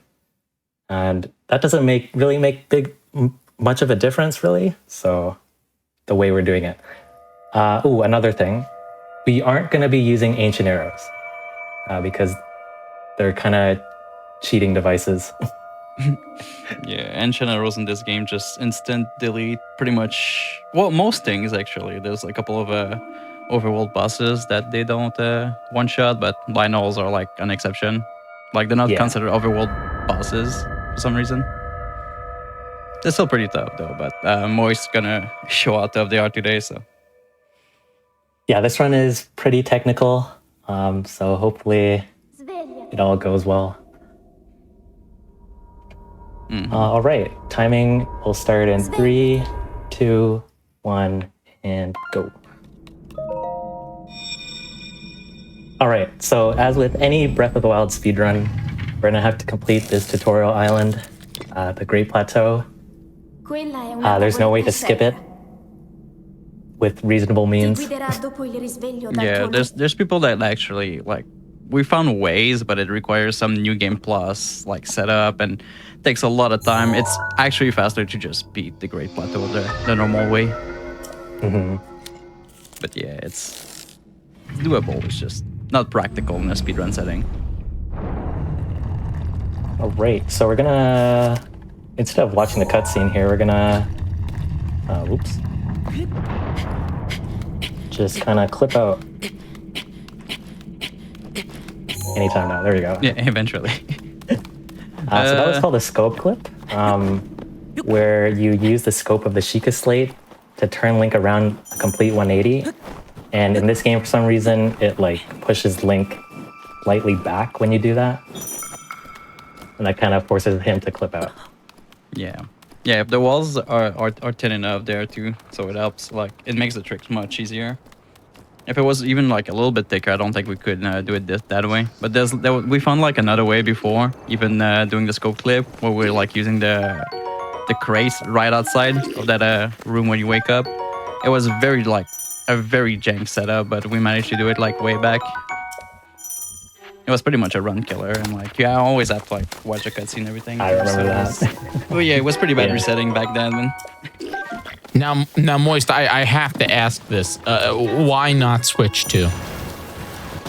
Oh yeah, good point. So, not Switch 2. So I'm playing on 1.6, which was the pre-update before Switch 2. And the reason I'm playing on this is because they actually patched out one very important glitch that's coming up called Bow Lift Smuggle Slide. BLSS for short. You've probably heard of it. Yeah.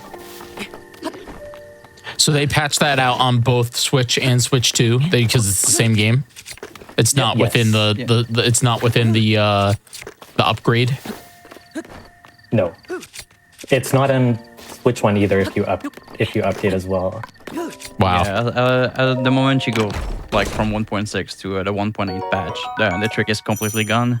For some reason, if you have the Switch 2 game version, but like the cartridge, and put on your Switch one, you'll be on 1.7, and that patch still has the trick for some reason. So, And here's the Bow Lift Smuggle Slide.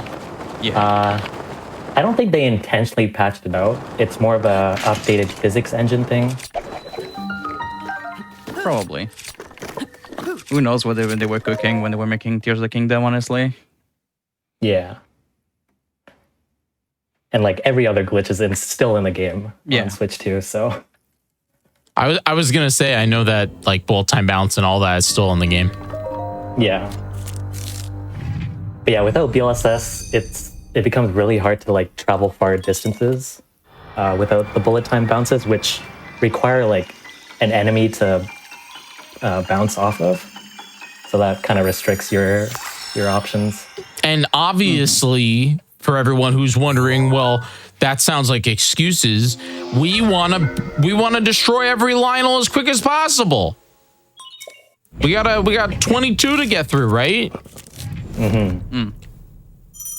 All right, so you all know, and I know it's coming up here after, if I'm correct, right? It is after you get the remaining. This game is broken. I was gonna say something, and then Moist just goes through the wall. Okay. Yeah, I guess we could have skipped over a bunch of the glitches there. So BLSS was the sliding thing where I flicked back and forth, left and right, to travel through the air. I did a fall damage cancel to avoid Link taking damage because we don't have the glider yet. And something called a skew clip. So if you shield surf onto some slope, in this game, it stores that angle into Link's model. So the next time you shield surf unequipped, Link kind of spazzes to one side, like the sloped side, and that's how he kind of clips through walls. Yeah, that actually, we said like not a lot of, only the BLSS was patched, and the newer version.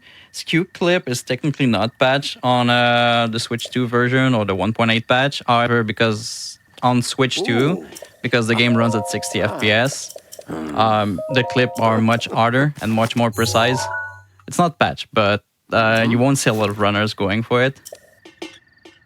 It's so interesting the dramatic shift between like, okay, Breath of the Wild is slower to speedrun on Switch 2, but then the games like Pokemon got like 15 minutes taken off just by running it on the console.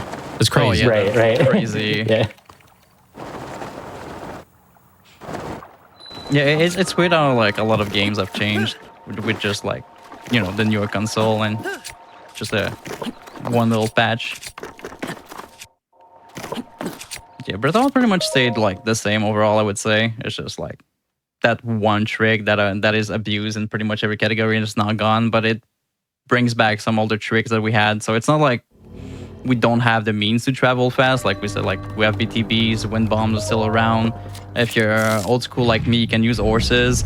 But really, it's just it's just a matter of like what you prefer running with at this point, because you can always go back to 1.6 if you want to, if you have like the cartridge. Obviously, if you have the digital version, you've upgraded the game. You're a little bit stuck on the latest patch, sadly, but there's always ways around. Yeah, Breath of the Wild and Tears are kind of the only ones that kind of got screwed over from the Switch. Did Mario Odyssey, anything happen with that game? I'm not sure. So I think you can play on an earlier version.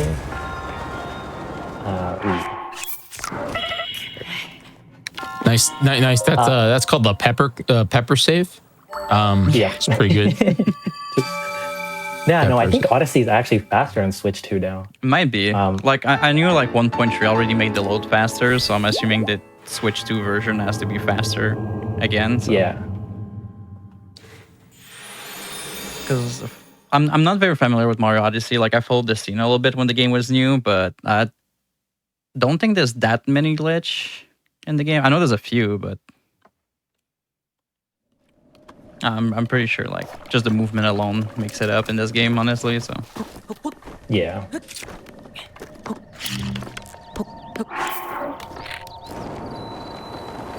all right. I don't think we have explained exactly why Moist actually goes in the air like that. Basically, like there's a couple of steps to this trick right now called the BLSS. Basically, Link has to smuggle his bow in his hand, and oh my god, I'm losing my words right now. But basically, the way we do that, the way you smuggle any weapon really, is while picking up something, if you jump in the air, press B, and moments before like Link actually drops the item, if you want to equip the shield, for some reason it's gonna keep the item in his hands. And therefore, like after that, if he walks up a slope and press B at the same time, Link's gonna actually like lift up a little bit in the air. And after that, this is where like the trick is a little bit like we're not exactly sure why it works, but like we think Link is getting pushed by the item he's holding, and by wiggling in the direction, you just keep being pushed that way.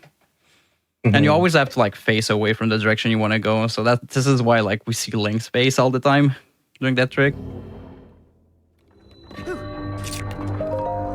Yeah, and so on Switch 2 or 1.8, the latest patch, you can smuggle your bow like you do in this game, or like to set up BLSS, but the actual like slide part, Link just gets stuck and doesn't get pushed. Mm-hmm.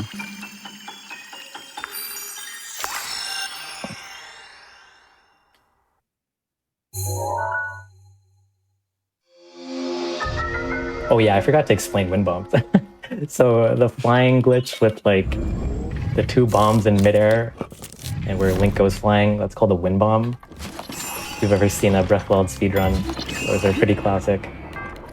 And we'll be doing a lot more. Oh yeah. And in this speedrun, if you touch the ground, like after a certain point, if you start touching the ground, that means you're not doing the run correctly. So I know we're coming up here. I think on the final of the this is it, right? You're going over here. Final shrine. Oh no, I think there is one more, right?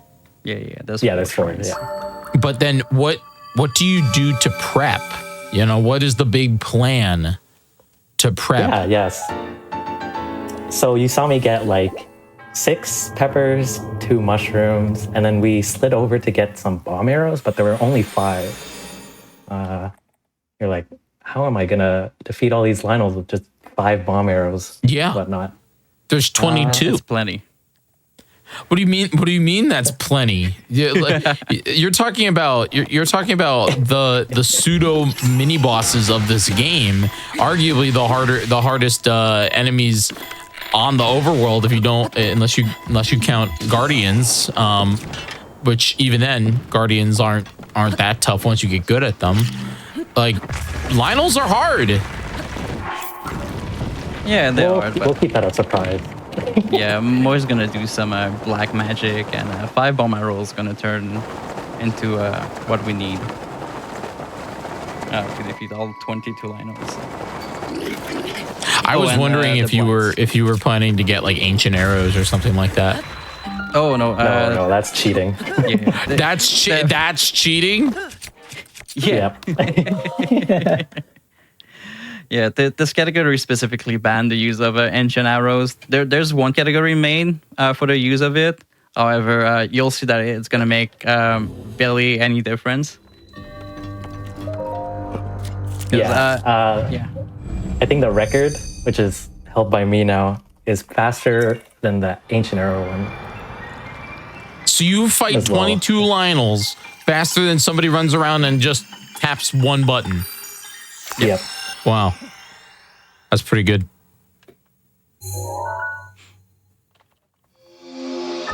That's almost as good as the fact that GDQ Express is returning to TwitchCon San Diego from October 17th through the 19th. You can learn more at twitchcon.com and stay tuned for the schedule coming next month. That was my Nice plug. that was my nice little plug.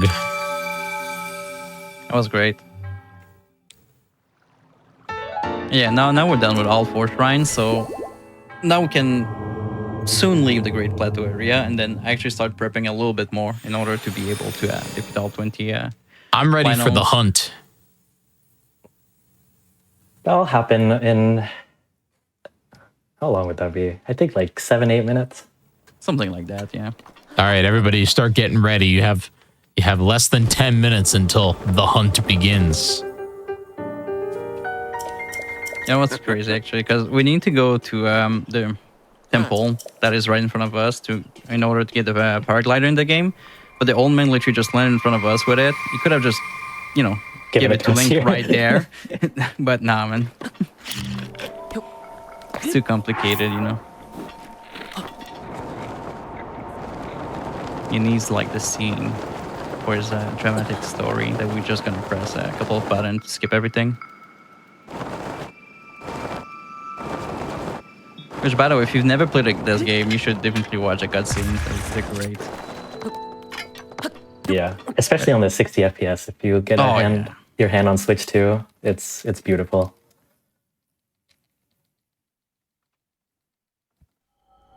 Yeah, because this game, outside of like the few cutscenes this game has, there's not a lot of like lore that you're told directly.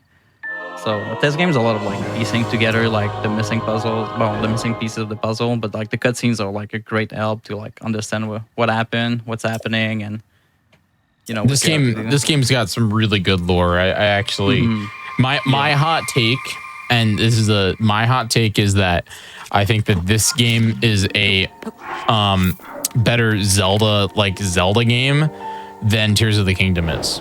But Tears of the Kingdom is just so damn fun that it doesn't matter. It doesn't matter.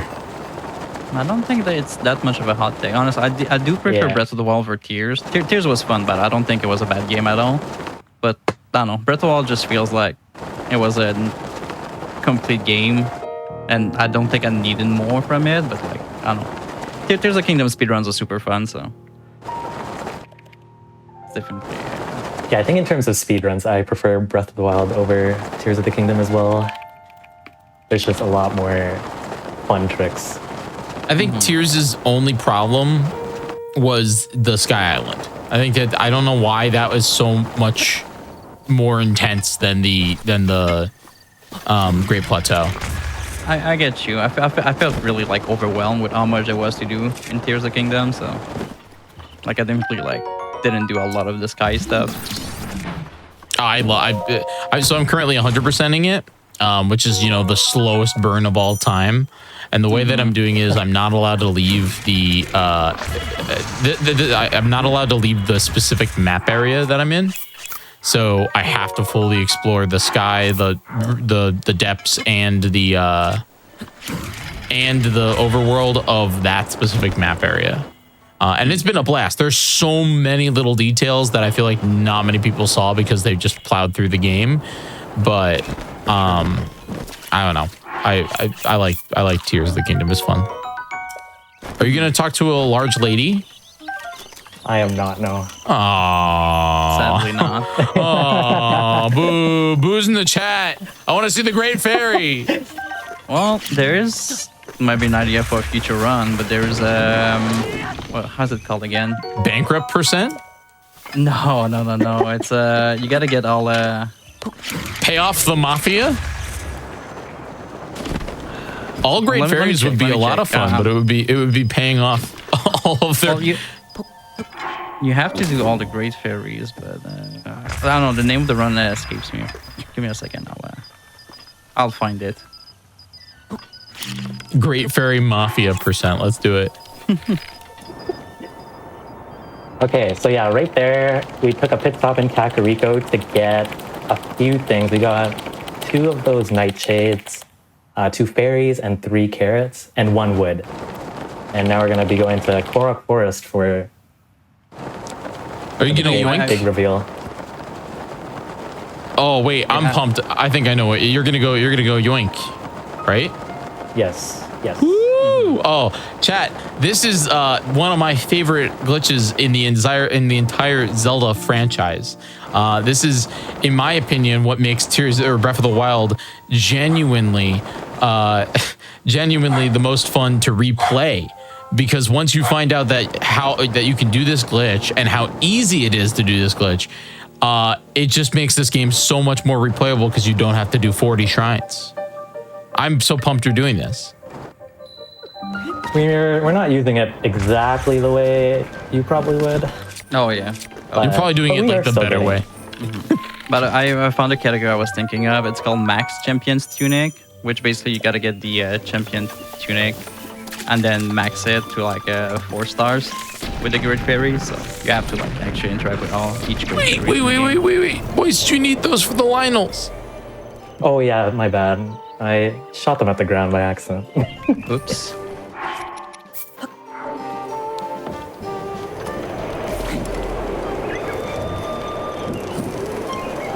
Alright, so we're gonna do a glitch called Early Master Sword by putting a campfire down and looking up. And then just mashing A. It's so good. It's just so good. It's so easy too. Yeah, like There we go, Master Sword. chat. Like let me. This is for you, everyone that's watching. This is such an easy glitch to do. I've done it. I do it every time I play Breath of the Wild now, just because of the fact that it's so fun to get the Master Sword, and then you can actually go back and pull nothing after you if you actually want to like 100%. It is. I am not a speedrunner. We all know that. That is a bit. And it is so easy to do that glitch, and it's just a lot of fun to pull off. All right, I'm gonna let Lou explain this part. It's about 5 minutes of black magic. Oh yeah, okay. I'm gonna do my best here, but basically, Moy's gonna do a couple of glitches. Like right here, you smuggle his weapon. He swaps to like a smaller one. It does something different when you interact with the shopkeeper there. Basically, he smuggled a lot of items in his end, and now he's selling them. So they kind of have like nowhere else to go after that. Basically this glitch is called IST. It's a inventory slot transfer, and what it does is by selling those items you've smuggled, it breaks the slots in your inventory. And as the more you're gonna start messing with the like reloading saves and just doing it over and over again, it's gonna break the inventory even more, and it's gonna start doing some more like janky stuff. So that was just the first part here, by the way.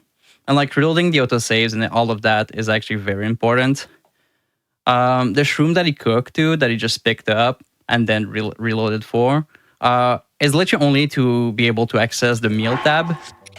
It's gonna get important. in a little bit. Because now he's gonna start setting up another glitch. Called WMC, Weapon... Modifier corruption. Yeah, exactly, thank you.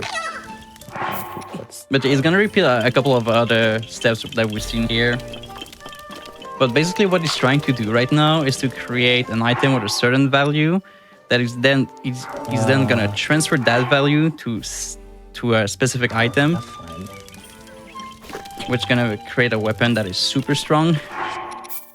Hence why Okay, wait, I'm gonna restart this. okay. I have no idea what's going on right now. This is I'm watching sorcery right now. Oh yeah, no, it's weird. Every little step matters. So I you- accidentally are- picked that carrot back up, and Moist, are you coding? Is that what you're doing right now? What is hello? At Moist, tell me like I'm 5. yeah, I honestly don't even know what I'm doing. It's like 9 slides. Like I have a PDF up of just 9 slides of steps. Yeah, not gonna lie, I was trying to dub it down right now, so because there's a lot of things that's happening at the same time.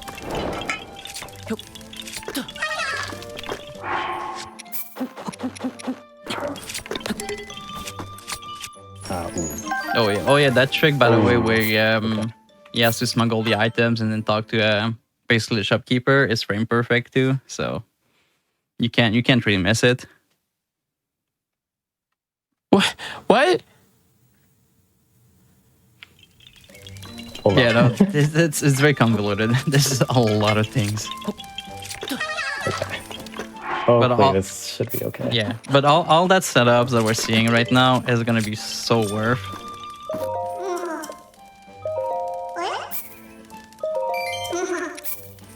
Yeah, I think you're just repeating those steps right now. Yeah. Yeah.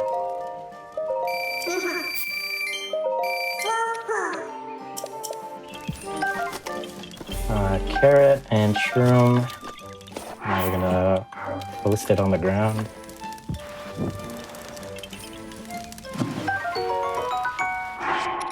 It's so funny how this is an actual step, just like picking it up and then. To reloading. me, this feels like you're trolling. Like it's just like you must toast the shroom. This is like the Luigi is playable in Mario 64 bit. Yeah. By the way, right now what we're seeing is Moise doing an actual like precise inputs to basically access a part of it of the inventory that you're not supposed to access to, which desyncs the inventory, and then you start holding like objects you're not like exactly supposed to be holding, which gonna create like it creates like basically what we call a prompt entanglement at some point.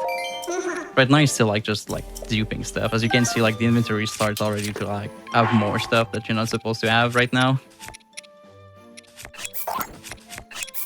But yeah, right now he's picking up the paraglider, the slate. He's on equipping a couple of more things. Yeah. Oh, one fun thing. Right now, the torch he just broke was actually the Master Sword. That we picked up earlier. What? Yeah. Why? I thought you need that for the Lionels. What? The Lionels. It's gonna have its use. Don't worry. All right, we're gonna cook those carrots. Pick this nightshade back up. Picked up this cooked carrot. 1, 2. Those on the ground. Pick up 1. Hold 3 more carrots. 1 nightshade and 1 fairy. Cook that. You are a dark wizard. What is happening? A lot. Yeah, basically all he does is very precise right now, and like one little missteps, and he has to kind of like to redo a lot a bit. I'm just waiting. I'm just waiting for Moist to be like, "Lol, Jiggy, you think I could really beat all the Lionels in an hour? I just trolled you with this category. We're cooking in wizardry." I mean, so it's a pretty solid explanation of what's happening. I don't know what I would do in that scenario. I guess we'd just be like, "Okay, let's play Breath of the Wild." All right, here we're gonna eat the bomb arrows. What? Oh yeah. That's one. 2 bomb arrows. We're gonna pick our bow back up. There we go. Unequip. Equip.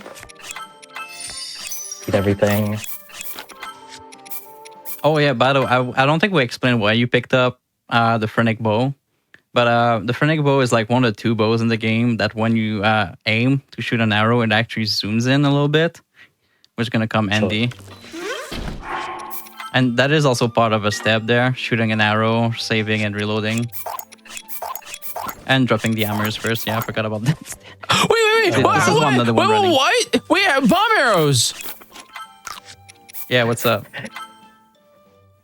You all can't see my face right now, but I'm not okay. What, you didn't like just waiting for the shops to reload? No, 37,000. Yeah. You got Well, that 5. would be extra. Is that what happens when you eat a bomb arrow? Part of it. Yeah, Oh, yeah. so certain properties of your food that you cook, the durability of weapons gets transferred when you're doing this to other things. So the bomb arrows were tied to the durability of the hammer I'm holding right now. And the food that we cook, here, I'm gonna show you right now, gives us 122 damage bow, 10 shot multiplier. Wow. Wait, 10? Yeah, Oh my god. So you just made the god bow. yeah. Nah. Yeah. No wonder you don't eat ancient arrows. You're just gonna tactical nuke an entire Lionel, aren't you? Yeah. The hunt. Let's go hunt some. The hunt begins. All right, here we go. Chat, I'm afraid of math. So during this hunt, I would like you to keep count for moist, okay? All right, because I'm too afraid of math to handle it. So there's 22. I know that's a number, but we'll keep the count going, okay? All right, and our first one, which I think is a blue Lionel, should be around here. Right there. Yeah. Yeah, and this is why we picked up the Phrenic bow. It's so much easier to aim. And we also have infinite stamina food. Oh yeah. Oh, Also, yeah, that's can one thing we like. That's one, right? You did it. Yeah. But that still took three shots, you know? Yeah, sometimes I suck at aiming. I should probably get an aim trainer to practice. No. That wasn't the We have criticism. like I just said these that cannons for just shows how hard Lionels are. Oh my god! Wait, you have Some to of do them the you can one. one shot. You have to do the one inside the tower. Is that where you're going? Yep. 21 left. Yeah, I was about to say, like, we pointed out how many arrows he has, but also, like, if you paid attention, he also has, like, 999 fairies, basically infinite stamina food in his inventory, too. And it's all, like, all side effects of what he did at the beginning of the setups. With, That's like, breaking wild. the slots in the inventory, yeah. There's literally setups where you could duplicate, like, all the orbs that you get from the shrines and just max out your inventory like that. Good night, sweet Lionel. 2. Only 20 more to go.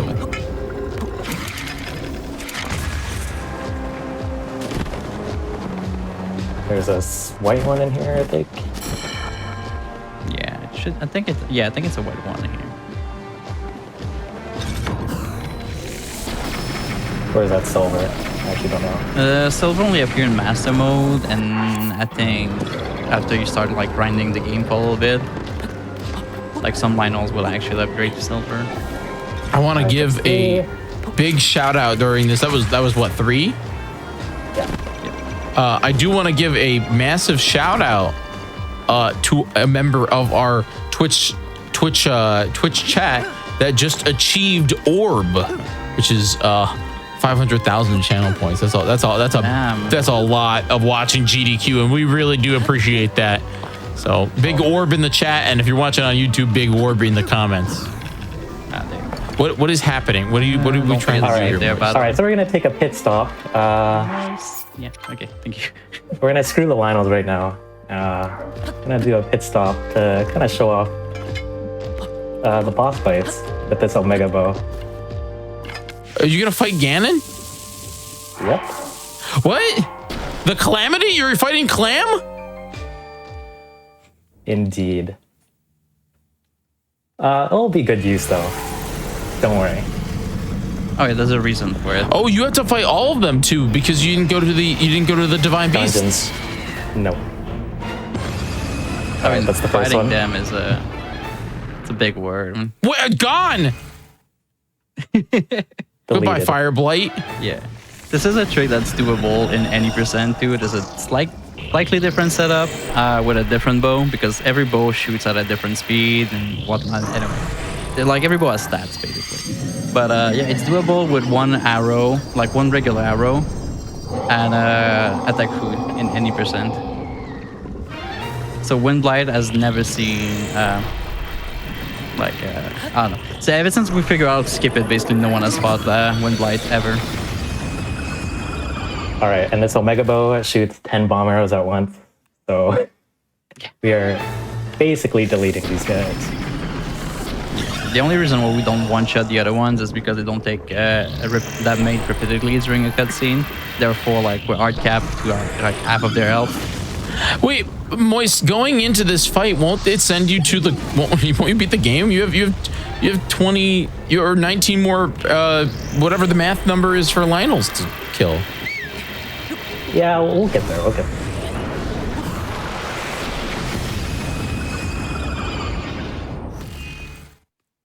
All right, that's Fire Blight. One more. The worst one, Thunderblight. Yeah, Good night, sweet Thunderblight. Oh no, he's the toughest in my opinion. I also think he just has the best song though. I agree. Another thing that this game did, in my opinion, just a little bit better than Tears. Though I like the bosses in Tears, most of them. I just think the bosses in this game were just a little bit tight, a little bit tougher. All right. Good night, Yeah, sweet I kinda agree with Thunderblade. that take. I think the Diamond Beast fights were a little bit more hard. So I will admit, I think I prefer the bosses in Tears of the Kingdom overall. Yeah, except for more fun to me. Thunderblade or Fireblight. Fireblight's pretty easy. The clan. What? Let him play. Let him play. Mom, Link is cheating again. All right, and here you saw me like do a shield flip before doing this fight a bunch of times. Oh It yeah. will be useful right here. Basically, After we turn. there's a slight variation to the skew clip where you And now can we're bounce there. with it.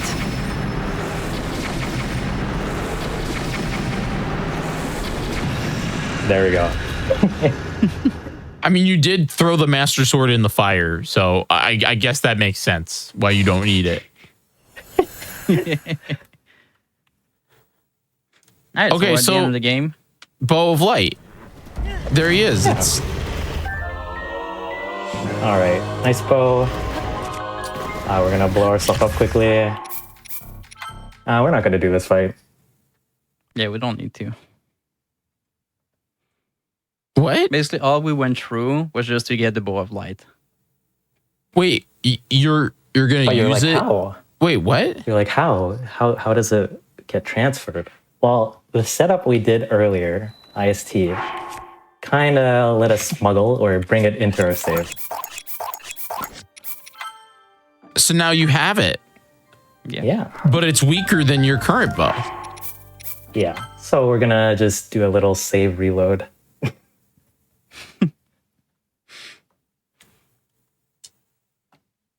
My face hasn't like I have not comprehended the last like 20 minutes of this run.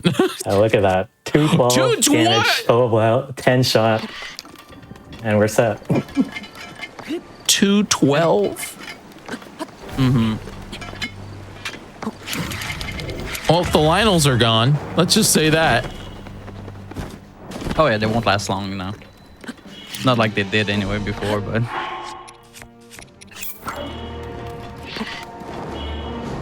yeah, from now on, it's all about Moist maps knowledge to know where all the Lionels are and how good he is at executing the movement tricks. This run's so cool. It's like, It is. hey, Moist hates Lionel so much that he's just gonna kill the Calamity, all of the Blights, get the Bow of Light just to take it back and kill Lionels. Wow. So, you actually don't need this bow of light for this run. I just thought it would be a cool showcase. It is. There's a category called All Kilton Medals, which I've been running, and that requires you beating the game to actually get the medals. So I'm stealing that setup right now. It's so cool. You're using the Bow of Light on Lionels. All right, what was that math, chat? I lost count already.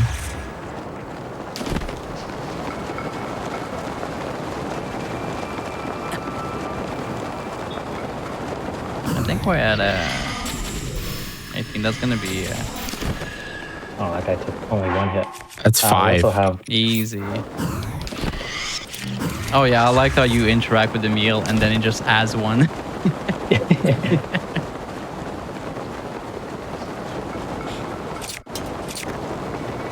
It's very convenient in this area. All 3 Lionels are like super close to each other, making sure you don't get that labyrinth that we will never go to actually in this run. ooh.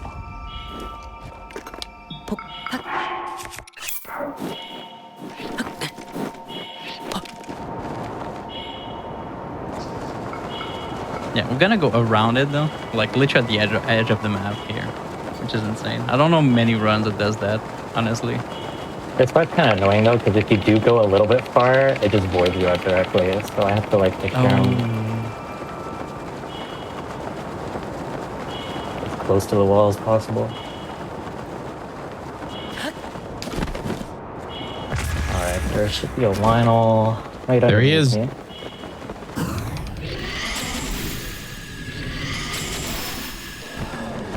These are white Lionels, which are the literal hardest Lionels in the game, unless you're playing Master Mode where there's one golden Lionel.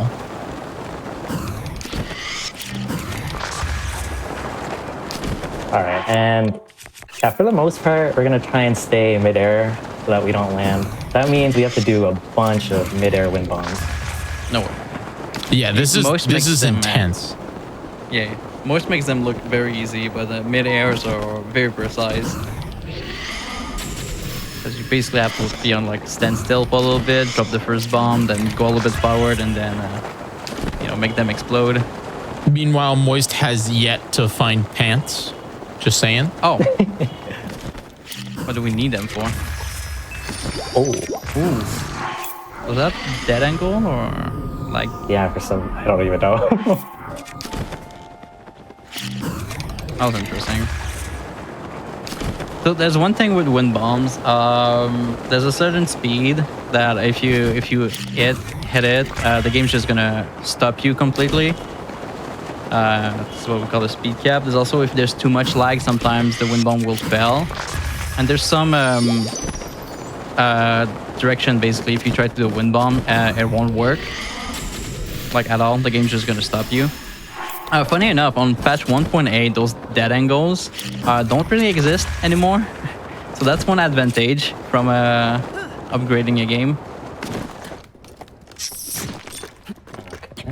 No. He's too scared. Oh, he's shy.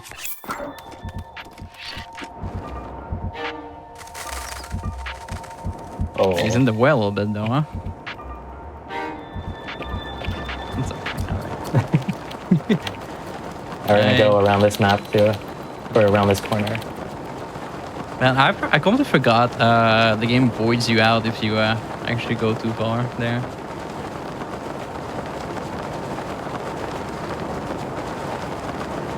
Because I remember messing around a lot with the game like back then, and like I think I was climbing those walls at some point with some like shenanigans, but I might have just disabled like the void planes or something.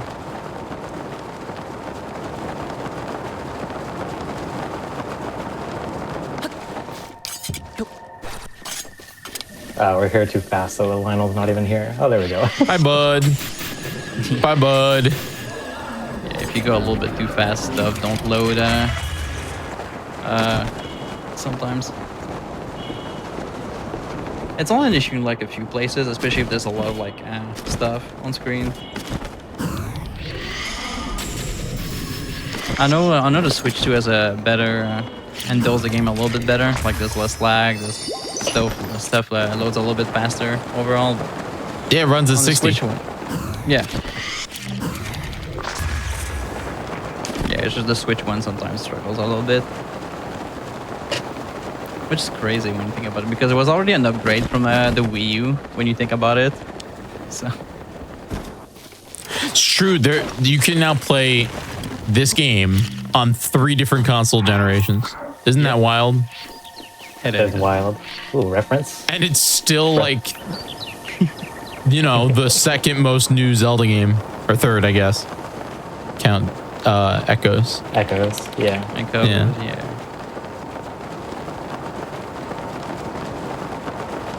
We're halfway there. Only 11 more Lionel to go.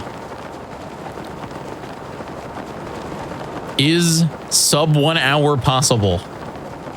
That's my question. I think it's gonna be cutting it close, but we'll see. We'll see.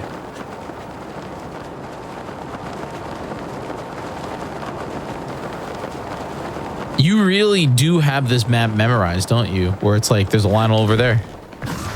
Yeah. Oh, also headshots do more damage. So I try to hit headshots, but the hitbox for the head is super weird. It's It's super like small. his chin. Yeah. One thing that I don't want to say they patched it, but they changed about Lionels and Tears of the Kingdom is that you can't shoot them out of a bow shot. You can't stun their. You can't shoot them in the head and have them come out of shooting a bow, which is really lame. I don't know what happened there. I don't think it was intentional, to be honest.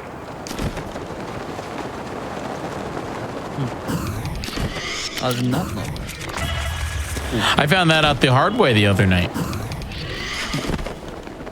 Must have been fun. Oh, it was. I had a good time. I genuinely love fighting Lionels. They're such a good boss. I agree. Good practice as well. Yeah, it's very interesting because in this game and in Tears of the Kingdom, it's like you have your quote unquote easy bosses like Taluses that just come up and slam down, and Heoxes that are just big dudes. But then you also have some wild bosses like the Molduga, and then you have your Lionels, and in Tears of the Kingdom, Gleeok, that genuinely like they're tough. The game ends. Everyone's favorite. Yeah, we're not going to touch the ground here. Oh, that guy is gone. He's a base level Lionel, gone. Yeah. All right. It's kind of crazy that it's supposed to be like a tutorial to Lionel too. Like this one specifically, because the game literally makes you go up that mountain to collect shock arrows, but it's guarded by this Lionel. You don't even have to fight him. You can just get you can just sneak around him. Yeah, that's what I usually did during the casual. You're too scared. I was too scared my first playthrough.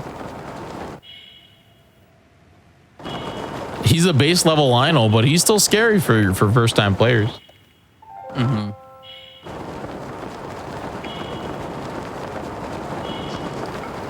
You know what else is wild? And please correct me if I'm wrong, internet. I think that they dramatically reduced the amount of fog that is on the Switch too.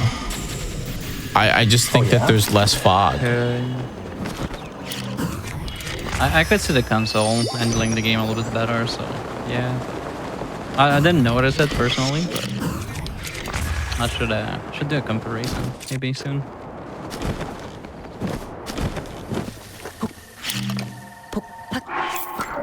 Alright, card puzzles being useful for once. We're at 14. Yeah, we're almost done. It's crazy.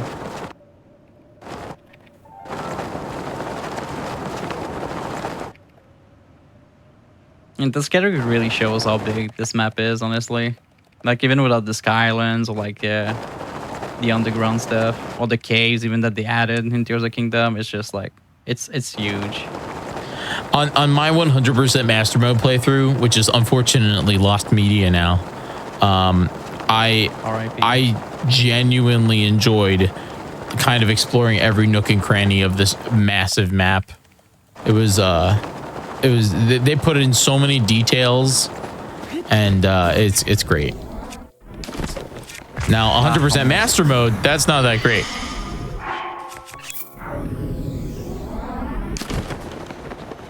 Oh yeah, by the way, when Moist just stays in bullet time there, sometimes it's because like if you knew he was not gonna be able to pull off the wind bomb or the bomb exploded and still has to wait, going in bullet time doesn't actually slow down the bomb recharge timer, so it just stays in some height, so it doesn't go down too much. That poor guy was just cool like, kill. yeah, he was just hanging out, and you just came in and you annihilated him.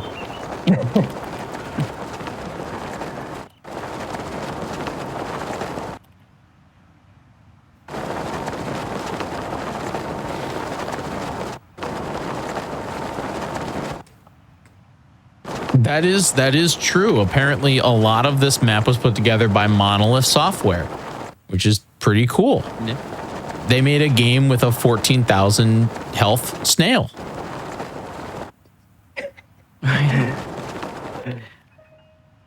Wait, which game? Xenoblade Chronicles. Okay. I haven't played that one yet. I heard a lot of good things about the Xenoblade series overall, but just didn't have the time to sit down and spend like half of my life finishing one of those games.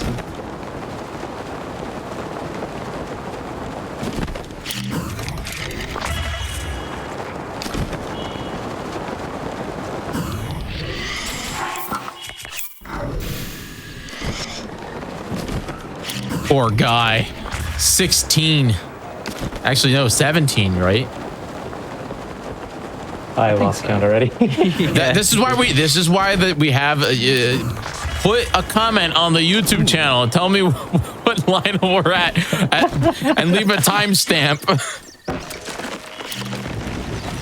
Thanks, YouTube comments.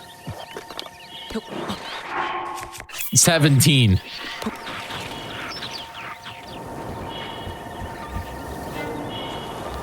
Alright, so Moore's gonna be SSOA because he was scared of the choo-choos. Yeah. Finals, no big deal. Choose, ooh, I don't know. Yeah. Fun fact, we're playing on Master Mode right now. This would fit in the route. Yeah, we would Lionel's, hit like, the right Lionel there. plateau. Yeah. Right there, the first one. Yeah, so the route would not even be different, honestly. I think it would just take a little bit more damage because the bombs will actually do more damage. I think it will actually technically one-shot you, but it doesn't even matter at this point because we have 999 fairies. So. This game is struggling to load. Oh, yeah. Do you need my Switch too? It doesn't have overload loads, man. Okay, No, if okay. I'm correct, I've this seen is you run the- this game before. In Master Mode, this is the golden one, if I'm correct. I think so, yeah. Yeah. And if you all don't know, the major difference between Master Mode and normal mode here in Breath of the Wild is in Master Mode, enemies regen their health if you don't attack them to an extent. So that's tough. But also, every enemy in the game is upgraded. I think Yes. Every enemy in the game is upgraded. So if a bokoblin is normally red, then they would, in normal mode, they would be blue in master mode. So it's actually more challenging to complete the compendium because of the fact that there's only one red like enemy in the game. They just put one randomly. Yeah, so I would say I think they did left like a couple of red ones just for you to be able to 100%, it, so yeah. you don't have to buy the pictures. But yeah, if you kill it, it's like it's done, it's over. Yeah.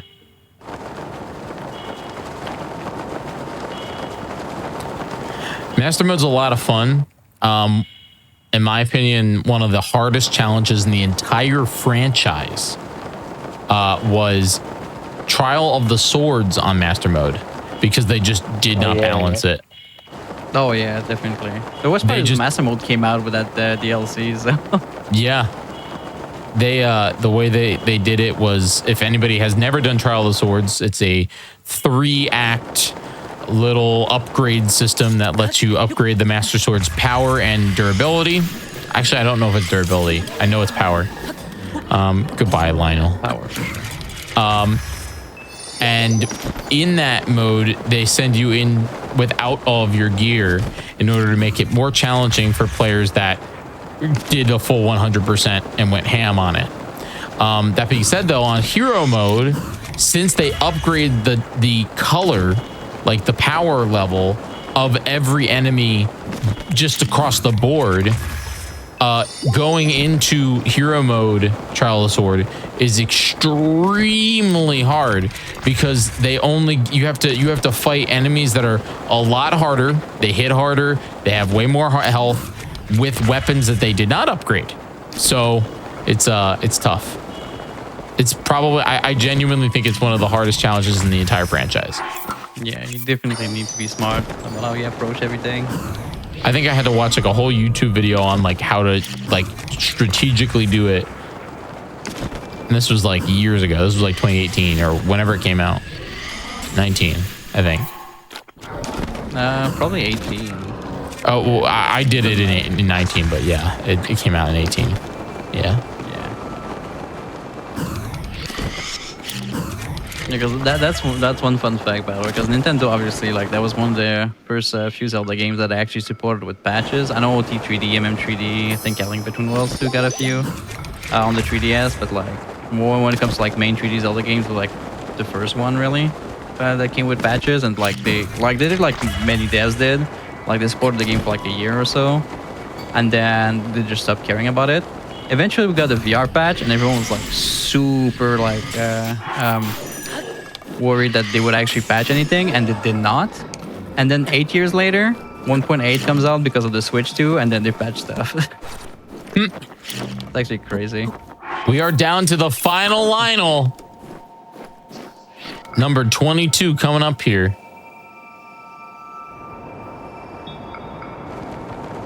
How you feeling, Moist? Pretty good, pretty good. I think it's a sub-hour? Yeah. Should be, yeah. Even with the blights? Oh, did you gap there? Damn. Yeah. So there is a speed cap in this game.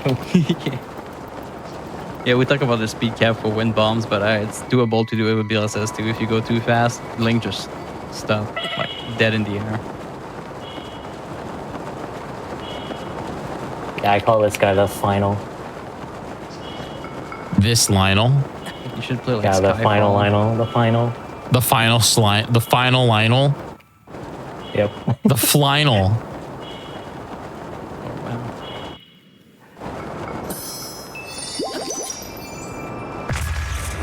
Here we go.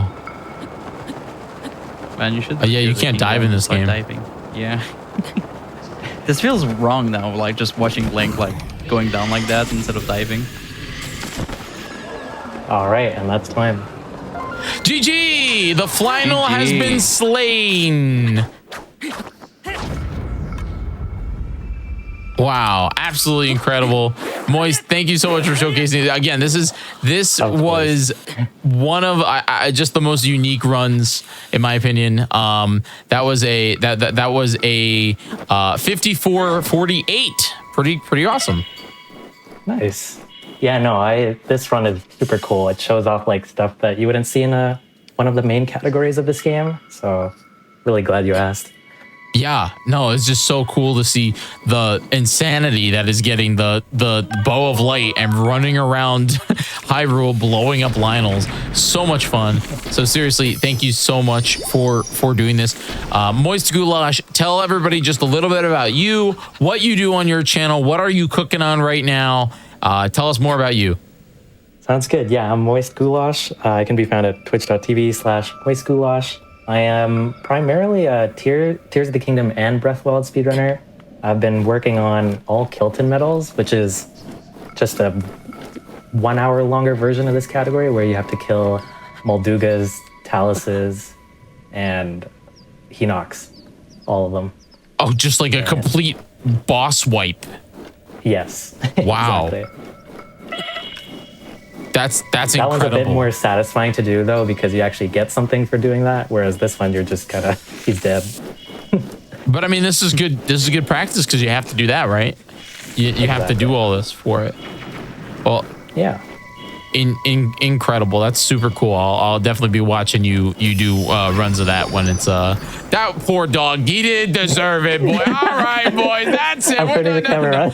I'm kidding. Lulu, thank you so much for being here and commentating. Do you have any shout outs or where can they find you? I mean, I use the handle LuluCore pretty much anywhere. So if you want to find me on Twitch or any social media, usually just type that and you'll find me. I don't stream a lot right now, but I plan on coming back soon. But I do a little bit like Moist, a lot of Tears, Breath of the Wild, Zelda games in general, or whatever seems interesting at the time. So maybe if you want to see something like that, drop a follow. But yeah, and yeah, follow Moist too because it's amazing. Yeah, absolutely. Once again, everybody, please go follow Moist Goulash. Hover over his name in the title of the stream and click that follow button. With that, everybody, that's it for Speedruns today.